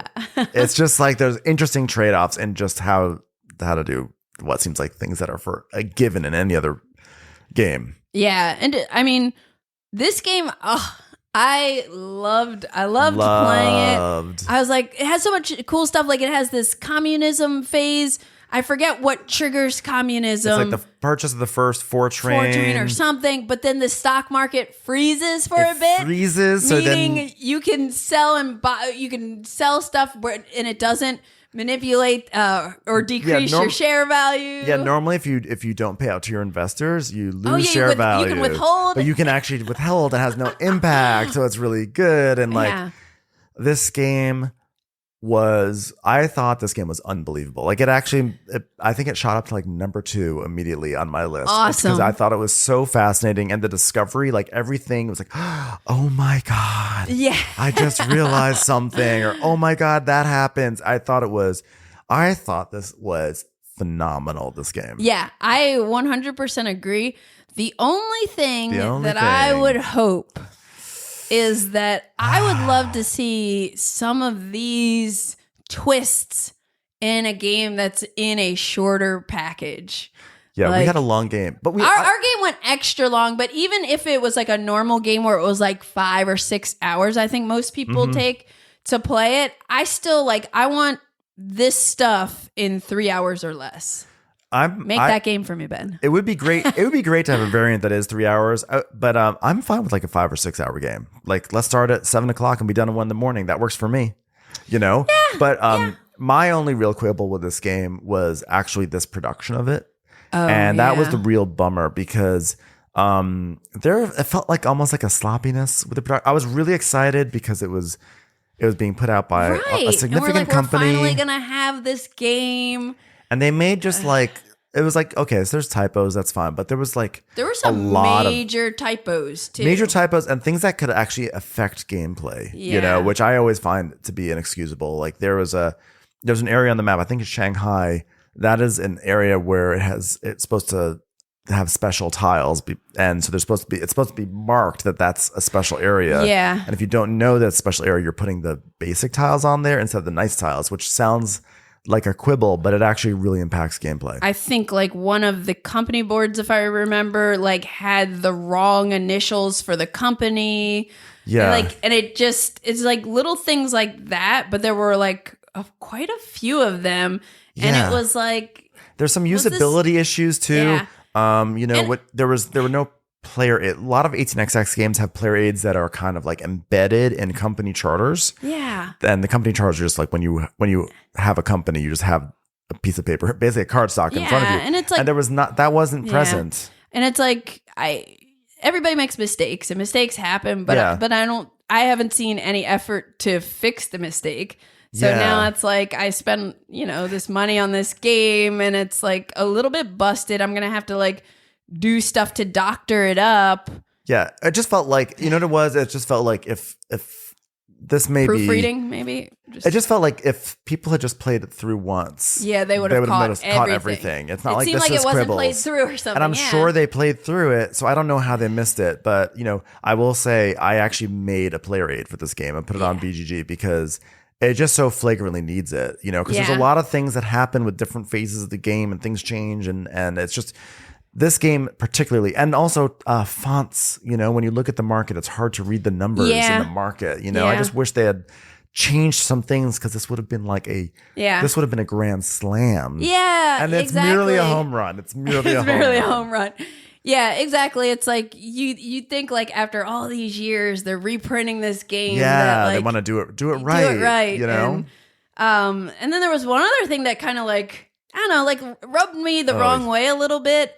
First of all, again, I play a lot of war games, historical strategy games, and I still, and just even old Euro games, when you read in rule books and it says he and this, move his piece. I'm like, no, like stop doing that in 2022. Yes. Like there's no reason to do it. And I love that, like, at some point I brought it up to like GMT because I was playing a game and they were like, hey, yeah, we're paying more attention to it. We're doing something like in their examples of play, they're using female names too. Because it's like women play these games too, people. But anyway, I saw in the rule book for 1880 China, there's an editor's note that says, for barrier-free readability, the masculine personal pronoun is used in these game rules. And then in parentheses, it says, of course, this is not intended to exclude anyone. Then why do it? Why not say they? They, or you can just write he or she or whatever. Yeah, like he or she. Like, why do it in 2022? Like, yeah, it's very. And then try to like write that little note to make it seem like that makes it okay. To create barrier free, but you're actually creating barriers. I didn't like that. Yeah, it's bad enough. It's bad enough that it's just always the he pronoun, he, him. But but then to put in this sentence that's almost like, oh no, it's for barrier free reading. That we're gonna still do this. No. Yeah, it just really it alienates. Not cool. It alienates like a wide swath of the audience, and we're trying. I think the thing is that like the two of us really want to enlighten people about these games. Is that condescending to say enlighten? But yeah, we're trying to we're trying to spread the word. We want them to be more accessible. We want more, because we see how much fun they are. Yes, and I think that people think that these games are for just like crazy randos, crazy randos in the corner of a convention with an engineer cap there on all day. And I think that these are games that really people from a variety of backgrounds can play. Yeah. And very selfishly, I want more people to play because that means it'll be easier to get them to the table. It means we'll get more designs. We'll get more designs. Yes. We'll also get more designs. content. Yeah. There's really not a lot of content for 18xx games. I will say, we both love the Train Rush. Yes. And in fact, in terms of 1880, the Train Rush has a great long, chunky episode with Eric Brocious, who is like one of like the main 18xx not content creator, but he's always on BGG commenting. He sort of just like he's knows awesome. it all. He's such a sweetheart. Yeah. And I met him at the gathering. He's like very smart, and the Train Rush did not Train Shuffling. I was Train Shuffling. Train Rush is good too. I just realized Train Rush is good too. But Train Shuffling and Wheel Tapping. Wheel Tapping, right? Yeah. So, YouTube channel. Shout out to all three of them. Yeah. But it would be great Train to Shuffling, see more content out there. They have a great episode on 1880, and it's really fun to listen to because we did not even scratch the surface. We just gave a few high level things of what's cool. But when you listen to them and when you listen to Eric Brocious break down all the strategy and all the considerations and like every single dimension of the game, it is thrilling, and you just want to go out and play the game. Yes, exactly. We're tapped out. We're tapped out. There's nothing left to say except that everyone should play 18xx games because they are wonderful and they're so like I'm sick of it. I'm sick of trying to make them up with just trust us. They're just like the most. They're the most. I'm telling you, they are so fun, and I just feel like people get hung up on the fact that they're trains. There's a lot of math and it's businessy, and what they really should focus in on is like the amount of laughter that we always have around the table, the amount of like, oh my God moments are like, oh my God, like Judy, I can't believe you did that. Twists and turns when you're playing a new game and you're like, oh my God, I'm just suddenly realizing the strategical implications of all this. Also, you should go to BGG Con and then And then, play some of these with people. And then all the 18X, all the seasoned 18XX players are like, "What? You just went on that? What do you mean? You don't know anything? How could you even say that? Ridiculous." We are casual 18XX players, but Ben plays a lot. I play a lot. You've played a lot more than me. I think because I kind of split my time between the war games and the 18XX because I was like getting into both at the same time, so I didn't go as far. This is where I in went addition deep. To our heavy Euro games. Well, this is where I went deep, but also like I am very lucky that I have like two friends who like this has really bonded us, and I just brought in a new friend. Cool. I just brought in a new friend this weekend, and he, by the way, does not really game at all. Yeah, not at all. But I think and I think you're a fun person to play with, so like that helps. But that's exactly it. Like, so if more people get into it. Yeah, it's just gonna be and I just want to say one last point because I think I forgot to mention this before. So just pretend like you heard this earlier in the podcast, which is that one common critique with 18XX games is that because they are long, there is a sense sometimes when you're playing that you are in a pit and you can't even climb out. You can't even have that rosy outlook that like you're just the game is over for you and now you have to wait 2 or 3 more hours for the game to actually be done. And that is a very frustrating experience. And I get that and I respect that. And no one wants to be in that position. But that's where I really say to people, really just look at this like entertainment. Really see it as like, like we're going like how is this all going to work out? What am I going to do? Like, I'm going to try to still be in this game. Because find opportunities. I feel like there are a lot of opportunities that you can still find even when you feel that way. Sometimes it's like, oh, but I could try to put some track, start building out this way and do this. And then, just like try to like, don't dwell on the fact that like your game is over. Dwell on the fact that you as a group are creating this experience and who is going to come out on top. Like, how is this all going to resolve itself? It's like athletes play all the way to the end. And what I'm basically saying is if you're playing 18XX, you're essentially an elite athlete. So, so have fun with it. And I'm hoping one day that Ben starts a YouTube channel where we get a good show with a fun personality like Ben showing us how fun these games can be. Who knows? That's what I'm hoping. Or anybody out there who's interested in making 18XX content. Definitely need more of it to kind of like show these games off to people in a fresh light. How do we combine 18XX and the Real Housewives? 18 Real Housewives. That's what I want to hear on your next update. I want to hear that like you're fans of your podcast, your Bravo TV podcast, Watch What Crappens, where you have gotten some of those people who never play board games into 18XX. If I can do that, that's going to be my goal. I'm going to come back here and I'll be like, that's your show. You play with people. You're like, hey, we're going to live stream playing this game. What if I get some of the Real Housewives to play 18XX? Hey! How about that? That would be impressive. Like Countess Luann and Lisa Vanderpump. Okay, I'm sure we've been talking for a long time like we always do, Ben. So we should probably stop talking so we can go play a game together. Love it. But thanks again for joining me. We've been talking about doing this forever and thanks for having me. Yeah, anytime. And like hopefully listeners out there will find some value in our little conversation here today. I hope so. Awesome. Well, looking forward to teaching you Imperial Struggle and playing more games. Sounds great. Thanks, Ben. Bye. You've been listening to the Board Game Geek podcast, produced and edited by Candice Harris. Special thanks to Matt Fonda for editing and mixing our music. Be sure to visit us on the web at boardgamegeek.com. You can also find us on YouTube, Twitter, Instagram, Facebook, TikTok, and Twitch under Board Game Geek. You can reach us by email at podcast@boardgamegeek.com. Thanks for listening and happy gaming!